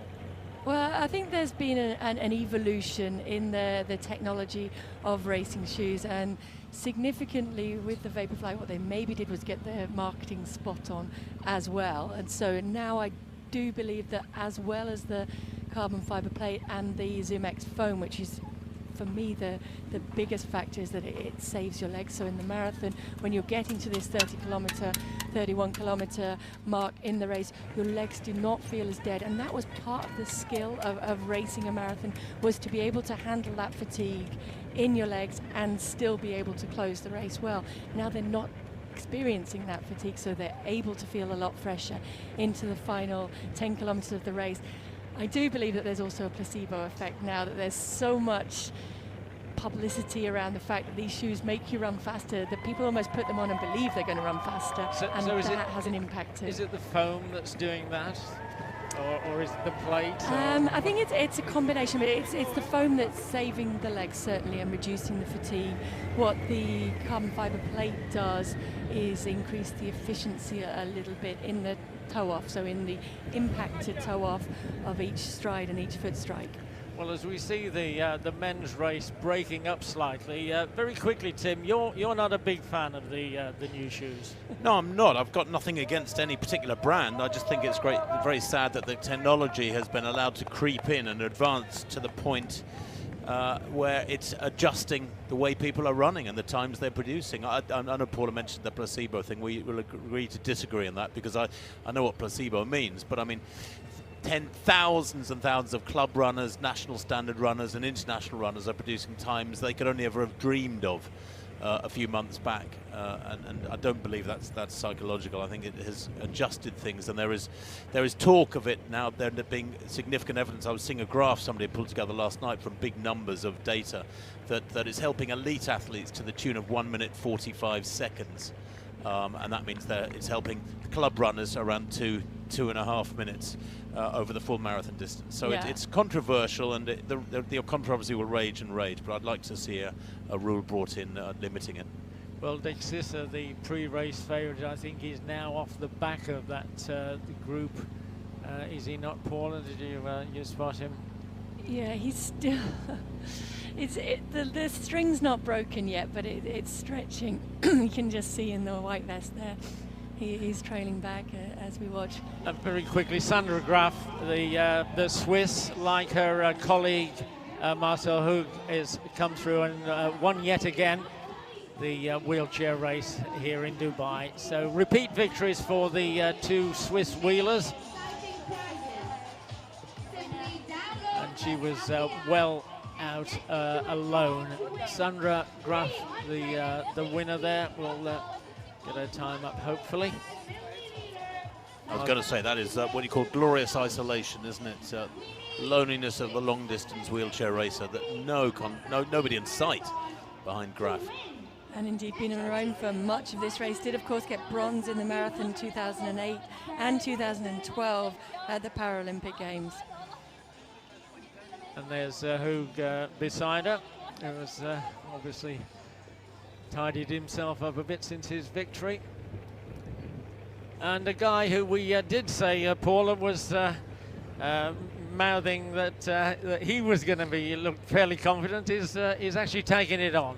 Yeah, finally he's moved to the front and looks as though he's starting to push the pace on now, and certainly breaking up that pack. You can see athletes one by one dropping away from the back of the pack. Well, we're talking about 22-year-old Saifa Toure of Ethiopia. 2:04.44 in Dubai 2018. Now, he was only 7th with that time, but at least he's had the experience of knowing what the course is like. He won Shanghai and Milan that same year. Now, his 3 other marathons were in the 2:08, 2:09 range, but he's comfortably inside that Tim by the looks of it at the moment, even though that pace has slowed a lot. Well, he looks comfortable, doesn't he? Yeah, he looks really comfortable there. I mean, you're right, Pat, you know, 7th in Dubai back in 2018, 2 years ago, in that personal best of 2:04, but a couple of wins in the rest of 2018 in Milan and Shanghai, and then he didn't finish Tokyo in 2019, and that was his 4th marathon in 14 months, so I think he went to the world too often. 2:52 that last kilometre. Look, he really has kicked in there. It was slowing dramatically. We'd had a 3:01 the 31st kilometre, so 2:52. I mean, the 29th kilometre was a 3:05, so 7 seconds acceleration in 1 kilometre. Now that is very significant, and it's beginning to take its toll. There's a Saifa dropping away. He's a 2:06 performer too. Yeah, and that type of surging and change in pace there will do damage to these athletes at this point in the race. As we've talked about, they are already running on tired legs, and then to have that surging, dropping back a pace and then picking up again, it's very hard to respond to. It's almost easier to react to a sustained raising of the pace rather than a sudden injection of pace like that. Well, I mean, 21 seconds difference between 32 and 33k, so that's going to lose a couple of people as it has. Here's some of the Ethiopian guest workers. Of course, only a hop across the Arabian Sea for both Ethiopians and Kenyans. That's why this is such a popular race, with both of those East African nations who've really dominated distance running over the last 30 or 40 years. And they are seeing themselves on the big screen as well, and reacting not only to the fact that we're seeing an Ethiopian leader running well at the front of this race, but also the fact that they're seeing themselves there. Well, they are enjoying their Friday morning out, aren't they? They are part of the backbone of the administration of this country. Speaking of backbones, Digefa here showing quite a strong spine as well. She's really upped her tempo. There's no doubt about that over these last 15 minutes or so. Interesting, isn't it, that she's moving more freely now, Paul, and the pacemaker's gone. And you see that sometimes on track and road racing, where somebody's behind a pacemaker and they're kind of mentally and physically restrained. And it's almost like the leash has been taken off now. Yeah, it'll be interesting to talk to her after the race, because it looked for me like she certainly went through a very significant bad patch in that race between 20k and 30k really, and then has really just started to pick it up in the last 3 or 4 kilometres, and now looking as good as she did in the early stages of the race. It'll be interesting to see what the gap is back to the leading group, but Worknish Digefa, after that rough patch, as Paula said, looks to be substantially better now. And in fact, they just even looking at those two groups, they appear to be jogging in contrast. Yeah, the gap has closed down to 1:04, but not a lot made up now, and they definitely look as though they're shuffling. You can see the bounce and the cadence of those athletes is nowhere near that of De Geefer. Well, she's on schedule for something around 2:18:20, something like that. You know, we're talking as though we should be disappointed with that sort of time. That's still fabulous running, a long way under 2:20. That's still a relatively small club, the number of ladies ever who have run under 2 minutes 20. So if De Geefer does go on here to dominate and run under 2:19, that is something that should be praised. We've seen so many different leaders, haven't we, over the last few minutes? That's Adugna now hitting the front in this men's race. There's a real reluctance by anybody to get the bull by the horns and start wrestling with this race over the final few kilometres. I mean, 1:43 on the clock. We're predicting 2:06, so 23 minutes to go. So they've got, what, about 7-8K to come?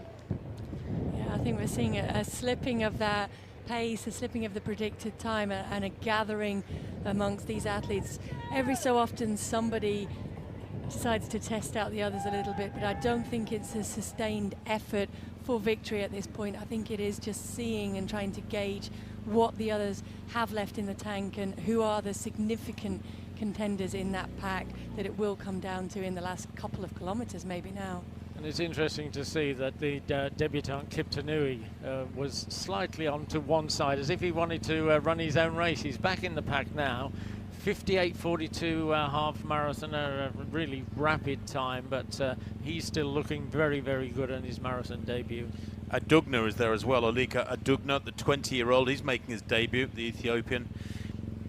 Just looking, I mean, he's run 61:43 for a half. That was in Paris in 2018. He was a pretty useful junior. He was 5th in the World Junior Championships, 10,000 at Dugna. But now he's dropped back into the pack. I think there he is in the green to the left of picture. He's only 20 years old. Well, Tim, you were talking about half marathoners and the value of running fast half marathons. Tura, of course, is a 59:17 half marathon runner, and that's pretty rapid. Well, yeah, and I think, you know, to an extent, if these guys who are quick over half marathon, and you know, debutants like Eric Kiptanui, they play their cards right these next 5K. They could be a real threat because they've got the speed, and this is becoming a bit of a cat and mouse affair this second half. It's slowed so much. You know, we were hoping, one athlete was predicting, was it Tura was predicting sub 2:03, then we were talking about the 2:04s, then the 2:05s, now we're looking at a likely 2:06 finish. 1:44.48 at 35K, by the way, is yeah, it's about 2:06.10, 2:06.20, that's a region. It's almost like they're looking for a leader there, and each time they're looking to Tura, he takes it on, he pushes it on a little bit, but he's not really made any significant break as of yet. Just briefly to go back to the shoe issue, I mean, do you think there's any likelihood that the shoes might yet be banned by the IAAF? Well, I know that there is a working group looking at it, what they're going to rule on. I think Tim's right. I think we may see some kind of regulation come in, and we were talking earlier, weren't we, about the fact that there used to be very strict regulations for shoes, particularly on the track. There used to be a regulation for the exact number of spikes that you could have, and then they did away with that completely, and we saw spikes, the brush spike, turn up with lots of different spikes in it, and then they had to go back to the regulations there. I think there does need to be some kind of regulation. Other than that, the shoe just has to be widely available for all. Well, you mentioned the brush spike. I mean, that was interesting. That was back in 1968. I think when John Carlos set a world 200 meters record, there were 18 tiny spikes, incidentally, just to explain what a brush spike was back then. And it was permitted in the US Championships. Carlos ran a world record, and then suddenly it was banned retrospectively. There were 18 spikes instead of the regulation sort of 6 or 7. There was also a case of a built-up high jump shoe. So there's been quite a history of this in world athletics over the last 50, 60, 70 years. And Yuri Stepanov of Russia set a world, the Soviet Union back then, set a world record with it. Now that too was banned retrospectively. Of course, the big question is that if this shoe is banned retrospectively, you're still the marathon world record holder. But I think it would be very, very harsh to do that, given the number of performances. I think that's very generous of you, Paul. I'll stop you there, because I think, you know, your world record was smashed in Chicago by somebody wearing these shoes, and I hope that retrospectively that world record, it's taking a very long time for it to be ratified. That's what one or two people have pointed out to me. Chicago was months ago, and it's still not been ratified. That performance by Kosgei, Bridget Kosgei. Yeah, I mean, I think it's very, very hard for me to comment on, because it is. I'll stop. Quit while you're ahead. You'd have to asterisk it. Well, of course, you were there, and I thought you dealt with that very, very well. I mean, what was that like when you're watching somebody actually obliterating what was a really fantastic world record, your 2:15.25, from back in London 2002? I think in the beginning I never really would have imagined that it would last that long, and the longer that it did last, people kept saying to me it was going to last for a very, very long time, and I was thinking, well, there wasn't really that much more special about me than anybody else, and if anybody else has that level of talent and working hard, or a bit more, then for sure it's going to get beaten at some point. And I think watching in the early stages, I was maybe a little bit hopeful that she overcooked it in the first couple of miles. But well, as many women had done in the past. I mean, Mary Keitany set out at a furious pace in London a few years back, and then just really blew up. Yeah, and I think that is maybe the significant factor that we're talking about, how the racing has been changed, because maybe now you can afford to go out very, very fast and not pay for that in the closing stages, whereas the old rule of marathon running was you had to get your pace right, because if you did it wrong in the first half, you were not going to survive the race. Just for the record, Tim, before we go back to the men here, Bridget Kosgei 2:14.04 in Chicago, so that is the pending new world record, yet to be ratified, incidentally, by the IAAF. Just watching this, these pictures unfold here, Pat, as these guys have been on the road now for almost 1 hour 50 minutes, and there's real reluctance. I mean, nobody wants to take the lead. I think we've seen 4 or 5 different leaders over the last couple of kilometers. Jerzy there now hitting the front. Besha Jerzy, he's a 2:08 performer. That was in Chuncheon back in October. That is his personal best. He was 6th in Abu Dhabi back in 2018 when the course was 100 meters or so short. But he's not one of the big names expected to have really featured here, yet there he is, and that to me underlines how they really haven't pushed on and tested the weaker points in this pack through the second half of the race. It's allowed athletes of the caliber of Jerzy, who shouldn't really be living with the guys who have run 4 minutes quicker like Ture, it's allowed them to remain there and be a threat. And there was almost a bit of disbelief, wasn't there? He was checking at his watch to see, am I really running this pace? And why isn't there anybody else pushing on the pace around me? But already they've put Peter Dexiso, who's back 90 seconds down the road, even though there hasn't yet been that significant push that you have to think it is going to be coming in the next couple of kilometres now. So Solomon Dixis, that Paul was talking about, he was the marginal pre-race favourite, the 2:04.40 man. As Paul has said, he's a minute and a half off the pace now and can be completely discounted, given that there is still what is essentially a huge group at this stage of the latter stages of a marathon. Well, I'm tempted to say do not adjust your set. This is not the Ethiopian Marathon Championships, because it certainly looks like it when you see that pack and all the names in there. I mean, Abeje, as they said, Abeje, he's a 2:06 performer with his win in Seville back in February. He ran 2 marathons last year. Banti now hitting the front. Banti, who we talked about earlier.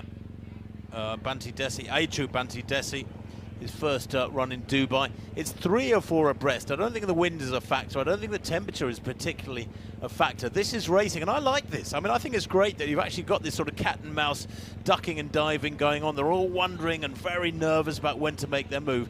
Nobody has hit the front and really committed and tried to pull apart this pack and get away. I would like to have seen that as well, but actually this is great racing. Yeah, it is great racing, but I would disagree. I would say that it is the conditions that have caused the race to take first seat, prominent seat here, and make it more about the racing, because they have found that it is just a little bit too tough to really hammer out those fast times here today, so they've settled down into racing. But many of these guys have not come here expecting this. They've come here expecting almost a time trial, expecting to have to run fast and not think about race tactics. And now it's interesting looking at their faces and the calculations that must be going on behind the eyes there now as to what is my best bet to try and win this race tactically now from here. There are guys in that pack who would not have expected to be in the lead group at this stage in the race. Well, as you can see, it's picked up a little predicted race finish time, 2:06:25. We've had some fantastic finishes over the last 20 years here in Dubai, particularly thinking about 2012. That was one of the days that was pretty misty, but we had 5 guys in the finish photograph, and it was a very tight photograph. Aile Abshiro, a debutant, won in 2:04 flat, and he's really never run any better since then. But those 4 guys behind him all came in within a handful of seconds. At the moment, it looks as if we're going to get a similar type of finish. Well, we've had Yersi in the lead, we've had Abeja in the lead, we've had Nafu in the lead, we've had so many of these fellas who have hit the front for just 200 or 300 meters. Couldn't be more of a contrast, really, with the way this ladies' race has unfolded in terms of the likely winner. And she looks pretty good now, Paula. She does. As we said, I think she went through a definite rough patch in the middle of that race, and then dropped her pace again and was able to pick up and look good. And now, yeah, a little bit of a grimace there, but that's probably inevitable at this stage in the race. And you can see her predicted time is slipping a little bit, but she's staying fairly consistent now around about that 3:18, 3:20 kilometre pace, a little bit quicker through the 33rd kilometre. And just for calculations and relevance, 3:20 is round about 2:20 pace. So as long as she's knocking them off below that, she's staying below 2:20 pace, which is why we're seeing that yo-yo in the predictions somewhere in the 2:18s, which is very, very good running. So first in her debut here, 2017, Worknesh. 4th in 2018, 2nd last year, 2:17:41. She looks as if she's on for a repeat victory here after a 3-year gap in something round about 2:20, which is still fantastic running. How many in that pack now? About 12, 13 of them. It has whittled down gradually over this second half of the race, but and just a quick word, Tim, about a couple of the Mexican guys that are looking for a faster time than they've got already. They've slipped slightly in the pace, Santana and Pacheco. They're actually now about half a minute inside their bests, which are 2:10:52 and 2:10:54 consecutively.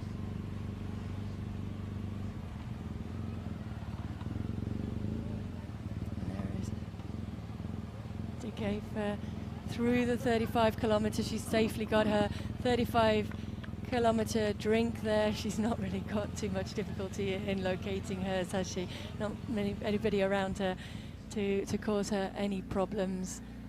And we get the split there. So it picked up a little bit. The slowest one was between 20 and 25 kilometres, and since then she's been gradually raising the pace, and certainly enough to, I think, maintain her lead on the other women. And each time we go back to them, for me, her cadence, her turnover looks more comfortable and looks quicker than that chasing group. So I think she's negotiated that rough patch, maybe paid a little bit for a little bit of over exuberance in that first 15 kilometres, but now settled into a rhythm and running what's going to be probably the second fastest time of her career. Well, excellent. I mean, at this stage of the race last year, she was chasing Ruth Chepngetich of Kenya, who ended up with the 4th fastest women's time in history.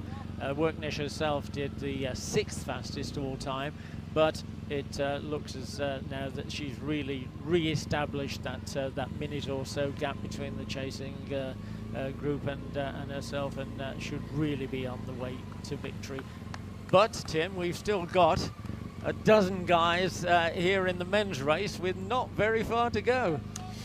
Well, I was going to say 1:57 on the clock. We've got about 9 minutes of racing to come, and this is almost becoming like a track race, isn't this? Is the gathering before the storm, so to speak. Winding it up. I mean, do you take it on? Do you have the confidence in your sprint finish? We've had plenty of mass finishes here in Dubai before, but this, we could have 10 guys over the last couple of hundred at this rate. Well, they're clearly been told, you can hear it being shouted out to them, 3 to go.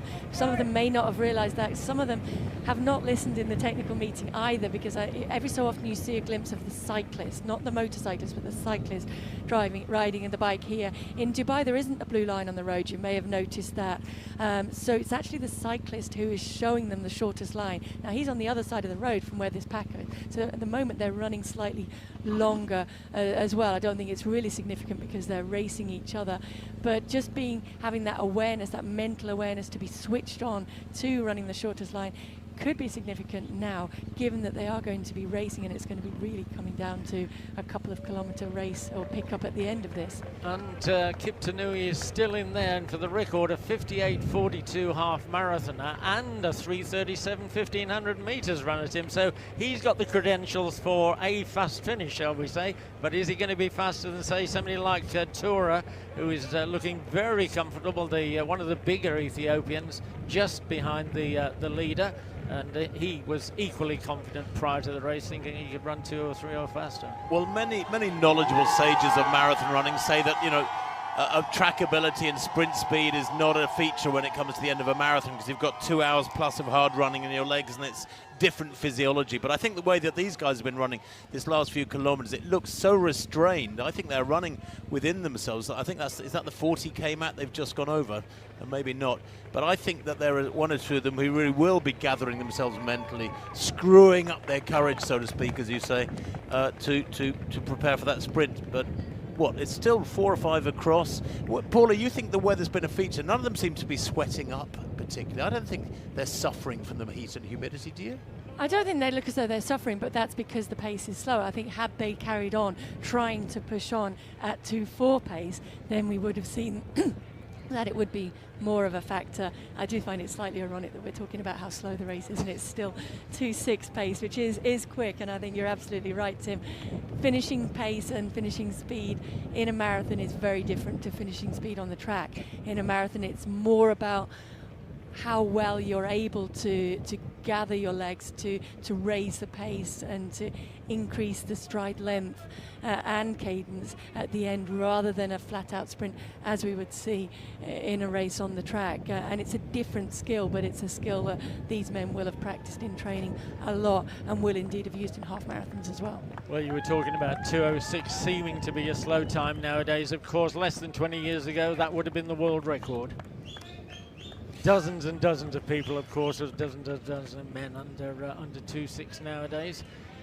Well, exemplified by a lot of the guys in this field. But who is going to turn out the winner? There's still what, 10 dozen men in that lead group. Well, that split at 40k, 2 hours and 3 seconds, equates to about 2:06.30. So I don't think we're going to see a sub 2:06 clocking. It doesn't matter. The times sort of become irrelevant when you've got a pack this big with this late into the race. We should be focusing upon the racing. And look how tightly they're bunched there. You could throw a big blanket over that group to drop in yet another cliche. Tura hits the front again. Abeja has paid a lot of attention. He's been the top 2 or 3 for this last 20 minutes or so. But I wouldn't be surprised if it's somebody towards the back there who's just keeping their powder dry, not really featuring, watching everything that's going on. Kip Tanui looks like he's almost jogging to me there in that white and orange. And he's been at the back of that group for most of the time. Now, a quick word about De Geffer, incidentally. I mean, Paul has mentioned how much better she's looking at this stage of the race than she was in the mid stages. She's actually now increased her lead to 1.5 minutes, so there doesn't seem to be any question about who's going to be the women's winner here today, Paul. No, mind you, there is a huge question for the men's, and a very exciting race panning out. Tura looked as though he was putting a little bit of a surge in, then checked across to see the effect that it had, moved across to the other side of the road in preparation for that left-hand turn that they will be making fairly soon now into the finishing straight. And the others just starting to gather. Banti still looking very, very good and very sprightly at the front there. And I think Kip Tanui looking dangerous, hovering. It is a question of how much is left, though, for these men and how much they can muster in this final kilometre. Well, as we said, we've had some fantastic finishes here in Dubai, but we've never had anything like this. 10-12 guys close to the last kilometre of this race. Remember, 42.195 kilometres, and we're coming up to 41 very, very shortly. There's the finishing straight. They're going to be making, you can just see the Burj in the left-hand corner, going to be making the left-hand turn into a 400 or 500 metres finishing straight, and what a finish we're going to have. Yeah, and 3:01 for that 41st kilometre, so still no pickup in the pace of that. You can see the concentration on all of their faces. Now they're pretty much spread out across the road to be able to give themselves a good shot at that. Kiptanui still sitting towards the back of that pack though. Well, we've got a lot of photographers here, but I wonder if we're going to need a photo finish. Unheralded in Dubai, 10 guys with less than, well, just over a kilometre to go. There is the Burj Al Arab providing a spectacular background for the finishing straight here. It's the 21st anniversary of the Standard Chartered Dubai Marathon, and we've probably got the best race finish in the history. Yeah, it's going to be very exciting when they make that turn into the straight. There is about 500 metres or so left of the race, and here they come into that turn now. Now Kiptanui is starting to move to the front, and Banti for the first time relinquishing that place towards the front. Well, Kiptanui, the debutant, the former 3:37 1500 metres runner, gave up the sport for half a dozen years. And here he's looking very good indeed. He's only got a couple of metres. That's not decisive yet, but he's really showing his intent. But he's got real confidence here, hasn't he, Pat? I mean, it looks like you know, he's been biding his time. I think he's judged this really well so far. It's not a done deal, but his confidence is growing all the time, and must have been over this last half hour, Paula, when he's probably delighted that nobody was pushing it hard from a long way out. Yeah, I mean, I think when you make the move here, you have to make that move with confidence and with a huge amount of strength, and you have to get it right. If you go a little bit too soon, you will overcook it, and you will pay for that here, because you can see just how quickly they are moving now. And I'd like to have a clock on the last 400 metres of this. Well, they're really jockeying for position now. Kiptanui in second place at the moment, but he's making yet another surge. What a finish we've got here. Well, the last 8 races have been won by Ethiopians. Indeed, Dubai's been won 13 times by Ethiopians, 7 times by Kenyans. But this is pretty much what we expected, isn't it, over this last half hour? Nobody was committing hard. Oh, and it looks as if we've got the most decisive move so far. And it's going to be yet another Ethiopian victory. And it's Adugna who's kicked hard around that turn, managed to get a little bit of a jump on Kiptanui, who tried to respond but wasn't able to respond, and now he's working very hard. A little look behind, but he can't believe how easy it's been in the end. Well, he's another debutant, so Kiptanui and Adugna, 2 debutants in first and second. Pat, this is astonishing. He's a 61:43 half marathon runner. He's actually nowhere near on paper the class of those men behind him. But checking his watch just to make sure, he needn't bother with that. There's a big clock right at the, well, yet again. He made a decisive move after Kiptanui had really gone for it. So 2 debutants. We already had this race won by a debutant in 2012. And there he goes. Adugna crosses the line. 2:06.15, followed by Kiptanui. How about that? Well, first timers all the way here. And he's only 20 years old. That is some run. $100,000, 20 years old, 2:06.16. That is not a bad debut. Unofficially 2:06.16.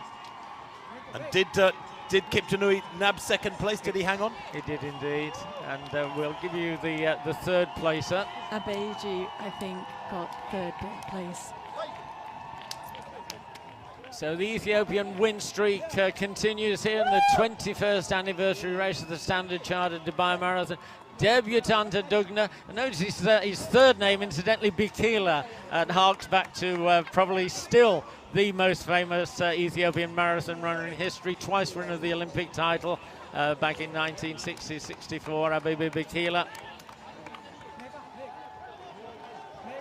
Boy, oh boy. Well, I'll tell you what, it makes me think that the guys with marathon running experience, marathon running strength, and who mentally should have been superior through the second half of the race, didn't use those advantages. You know, they've allowed it to become a bit of a lottery. And for two debutants to be first and second in a race with this heritage, this richness in the past, you think Haile Gebrselassie won it 3 times, is very unusual indeed. Yes, it is, but I think the style of the race today really played into the hands almost of the debutants. I think it's very hard to come in immediately into a 2:04 race and to be able to know your body well enough to judge your effort to perfection and run that kind of time. I think today they were able to run with a pack and to gaining confidence throughout the race, and then when you leave it as late as that, you are playing into the hands of guys with quick track speed and quick half marathon speed. Well, there's an example of Abate, 2:06 guy, you know, trailing in here, well outside his personal best. Yeah, and he's incredibly consistent. He's run 4 marathons. His average is 2:07.05 from his 4 marathons, Abate, and he's not had a good day at the races. But the number of them who have come through, Pat, in around 2:06, 2:07 is astonishing. Well, Tim's mentioned the prize money a couple of times. $100,000 for both men's and women's winners, and about $1 million prize money overall. Well, I've just been passed a stat there that we had 11 men under 2:07. That's unprecedented, and Dubai has just broken its own record from 2012 when there were 10 sub-2:07 performances. Well, that's the measure of the speed of the course, and here is what is almost certainly the women's race winner, Paula. First in 2017, 4th in 2018, set a personal best, well, as she had done every year since then, of 2:17.41 last year. And here she is, repeat victory, Werknesh de Geffer. Yeah, and still looking reasonably comfortable, isn't she? Of course, on that progression, she's taken a step back time-wise this year, but she has had a very dominant race and a significant victory for her, and it will, of course, be her second fastest time of all time. And won the Chicago Marathon earlier this year. She is slowing a little bit now, 3:26s for those last ones. Another worried look behind her. I mean, the last stat that we had, she had a 90-second lead on the chase group. You can see why she's worried, but I think the others behind her are also feeling the strain somewhat. This is Shona, who is in second place, I guess, at this point, and you can see she looks very, very tired, but she has managed to forge somewhat of a gap on the group that she was running with, which did include Hirpe. Apologies, I got my American marathon cities wrong. Werknesh, of course, won the Boston Marathon. It was the world record by Bridget Cosgrave that's in Chicago.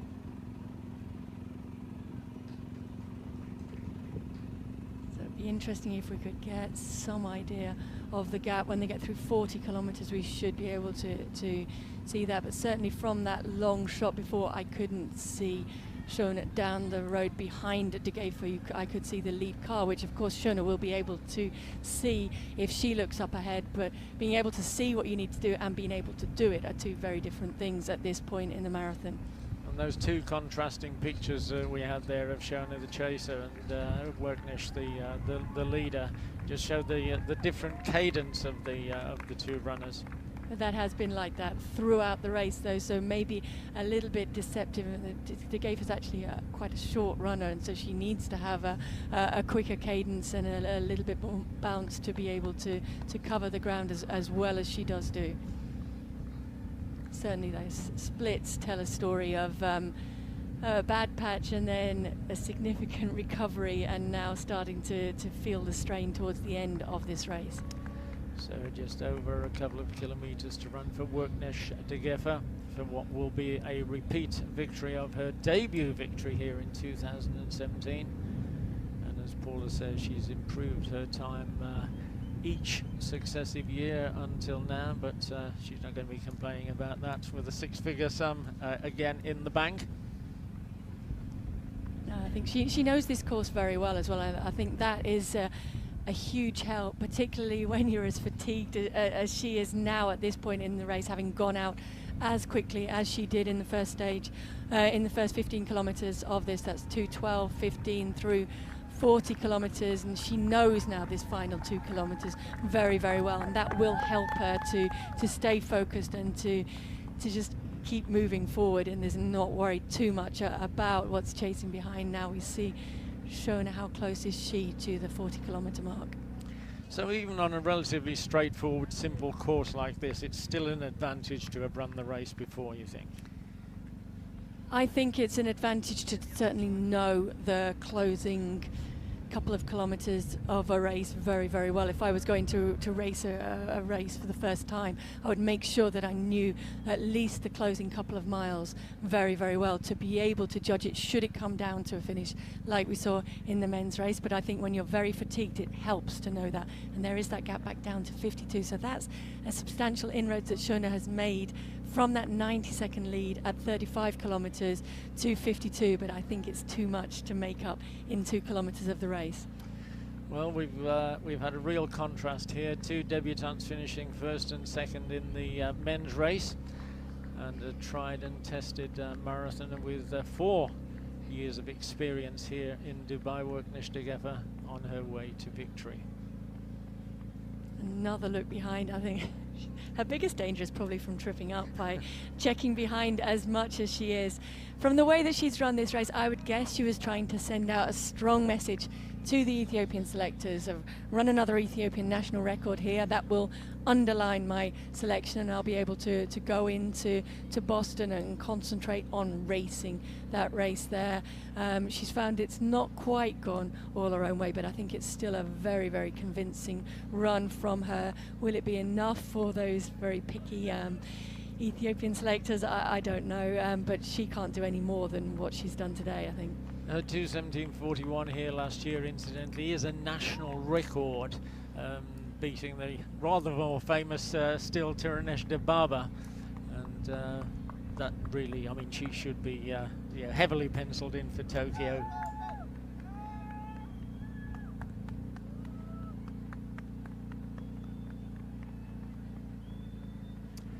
Okay, as we look at De Geffer winging her way to victory in the women's race for what would be a repeat victory after her debut win in 2017, we're going to take a quick look at the 10K start here. This is one of the mass races, so part of the 30,000 entrants overall here in this 21st anniversary race of the Standard Chartered Dubai Marathon. The Burj Al Arab, the famous hotel over there in the background, as the considerable masses make their way up the starting straight. So anything around about 30-35 minutes for the guys is going to be reasonably good in a race like this, Paula. Yeah, and I think it's nice, it's encouraging for the 10K runners. A lot of them were talking about would they get the chance to see the finish of the marathon. So they have seen that fantastic race down the closing straight. They were lining up alongside the far side carriageway, where you can see that they just finished the men's marathon on. They won't get to see the finish of the women's, but they will have seen that, and now they get to head out there in still good conditions for 10-kilometer racing and enjoy being part of this race with that slogan, My City, My Race, and then the number, as we talked about, of local runners actually getting out there and showing their pride in their city hosting these races. Incidentally, our co-commentator Tim Hutchins has already gone down to the finish area. He's going to be interviewing the top men and women after they've all finished, so we'll be seeing him shortly. And a quick note on the women's race. Hirpa is still in 3rd position, but she's about a minute further back behind Shona.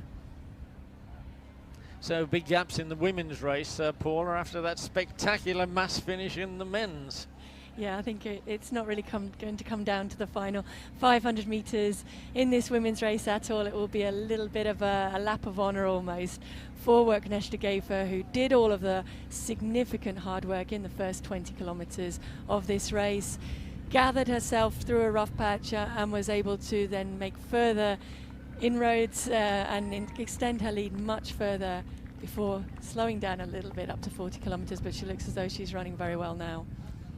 Well, she can afford to slow down, and in fact she picked up contradictorily when the pacemaker dropped out. As you said, she may well have told him to get lost, and she certainly looked pretty good since then. I do think that she did have a time goal in mind, though, so that's why she won't relax.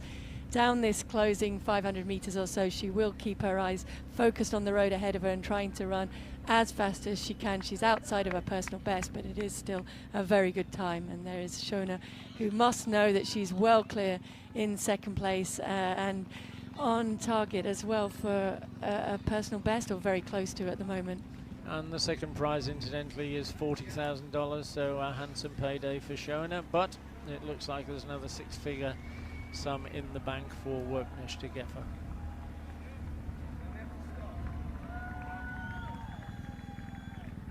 I think she can dispense with looking around at this point. She's in the finishing straight. The gantry well in sight. She will be able to hear the cheers of the Ethiopian cheer squad as well to help her just find a little bit more in the closing. She's picked up well from that predicted time earlier on, a dominance, and she's not had anybody to push her in these closing stages. It's all been down to her. So victory in her debut here in 2017 in Dubai. Fourth the following year, second last year in an Ethiopian national record. Worknesh Degefa coming home to victory in the 21st anniversary race of the Standard Chartered Dubai Marathon. Can she just get under the 2:19 barrier, because that is a significant barrier for her. I don't think she's going to make it. Nevertheless, it's going to be another Ethiopian double-header after Adugna's maybe surprise victory in the men's race. Worknesh Degefa, a tried and tested competitor when we were in Boston last year. She's going to go back there prior to the what we presume is participation in the Olympic Games in Tokyo in August, when the marathons are going to be run. It's been a hard second half for her, but congratulations on the victory. 2:19.37 for Worknesh Degefa, improving on that second place from last year. And in fact, Shona seems to have picked up a considerable amount of time in the last kilometres, and a bit too late to really make inroads into a potential victory. Nevertheless, another Ethiopian comes in second place behind Worknesh Degefa. And a huge personal best, previous personal best of 2:23.32. That's, I made it about 2:20.10 for Shona, and as you said, closed substantially again in that final straight. You could just see her ready pink shoes coming into view in the top of the shot as Degefa was finishing, and just showed how much she had closed that gap. Well, last year we had an Ethiopian 1, 2, 3 in the men's race, but this year it looks like it's going to be top 3 Ethiopians in the women's race. Ethiopian did win the men's race from a Kenyan and another Ethiopian, but congratulations for an excellent personal best run from Shona of Ethiopia.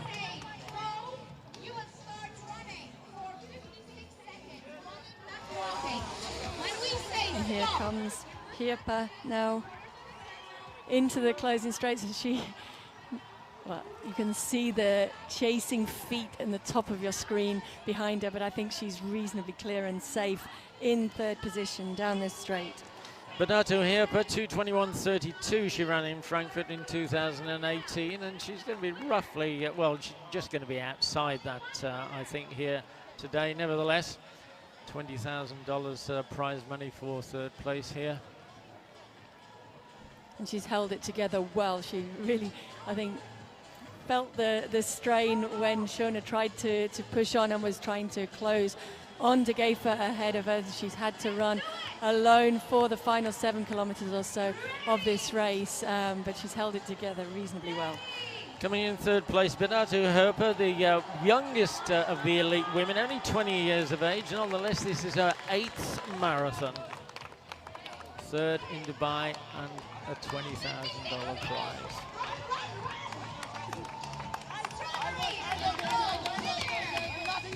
Beautiful 3 ladies. There is Deradida coming in. Is it to take 4th place in this race? 2nd, as we said in the World Cross Country, no, not 4th. She's chasing down 4th ahead of the Abayechu, who committed early to this race and went with that chase group of 3 women. Now coming under attack from Deradida behind her. I don't know whether there's enough time left in the race or not. Well, speaking of times, Abayechu 2:24.15. She's certainly going to be under that.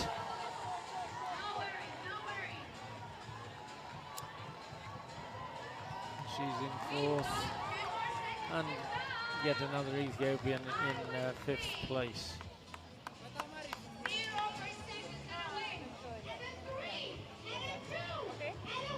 Well, it seems that our 2 Mexican contenders may have gone off a little too fast in the men's race. They were looking to cement their claims for a Tokyo place, but they've gone well out to 2:13 and 2:16 finishing times. That's Faisa coming in. Howie Faisa on her debut, also only 20 years old, and this is a fairly good debut from her. I think she was 4th in the 5,000 meters, 2018 African Championships, and 2nd in the 2019 African Games. She has run 14:38 for 5,000 meters, and now has a 2:23.38.39 personal best for the marathon to her name. Well, she was actually 6th in the World Championship 5,000 meters in Doha. So there's a woman who is still managing to combine very, very good track running with marathoning. I think this was her first foray into marathon running, maybe just to get a little bit of a taste of the waters for where she might want to go in years to come. Well, big day for the Ethiopian spectators there. We've seen their women finish top 3 and win the men's race also.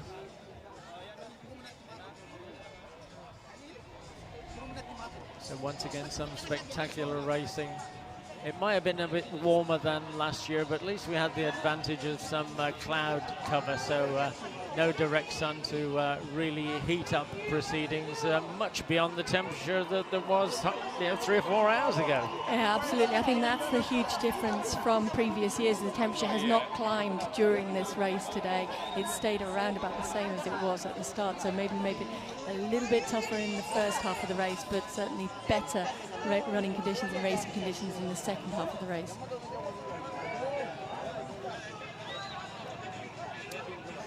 Right, we're shortly going to go to an interview with the winner of the men's race. That's Adugna of Ethiopia, winning on his debut.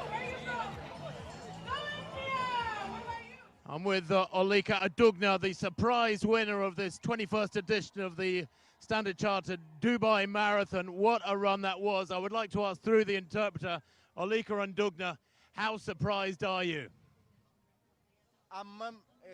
dinqisiifatte mo'achuu kee kana irratti ammam dinqisiifattee siin jedhe. Mo'achuu kiyya irratti baay'een itti gammadeeni. Guddaa isaa itti gammadeera akka mo'adhu kanan beek kiiloomeetira 40 irra waan ga'u finishingii waan qabu ofitti abdadheen deeme akka mo'adhu. It says he is very surprised to win this one. When he arrived 40 kilometers, he believed himself in last sprint. By that case, he thinking he can win, and he is very surprised to win this race. Does he think now that he has a good chance of making the Tokyo Olympic team, the Olympic team for Ethiopia? Amma kana mo'achuu keetiin Olympic teamii nama raxan jettee yaaddaayi. Olympic team irree namaratuudhaaf isaantu beekaa kanan biraa fiigeto sa'aatii gaarii fiiguu danda'a kun hin qabame peesisaa dura waan qabameef ani immoo peesisaa waan qabamuusaa waan finishingii qabu fiiges hin beeku ofitti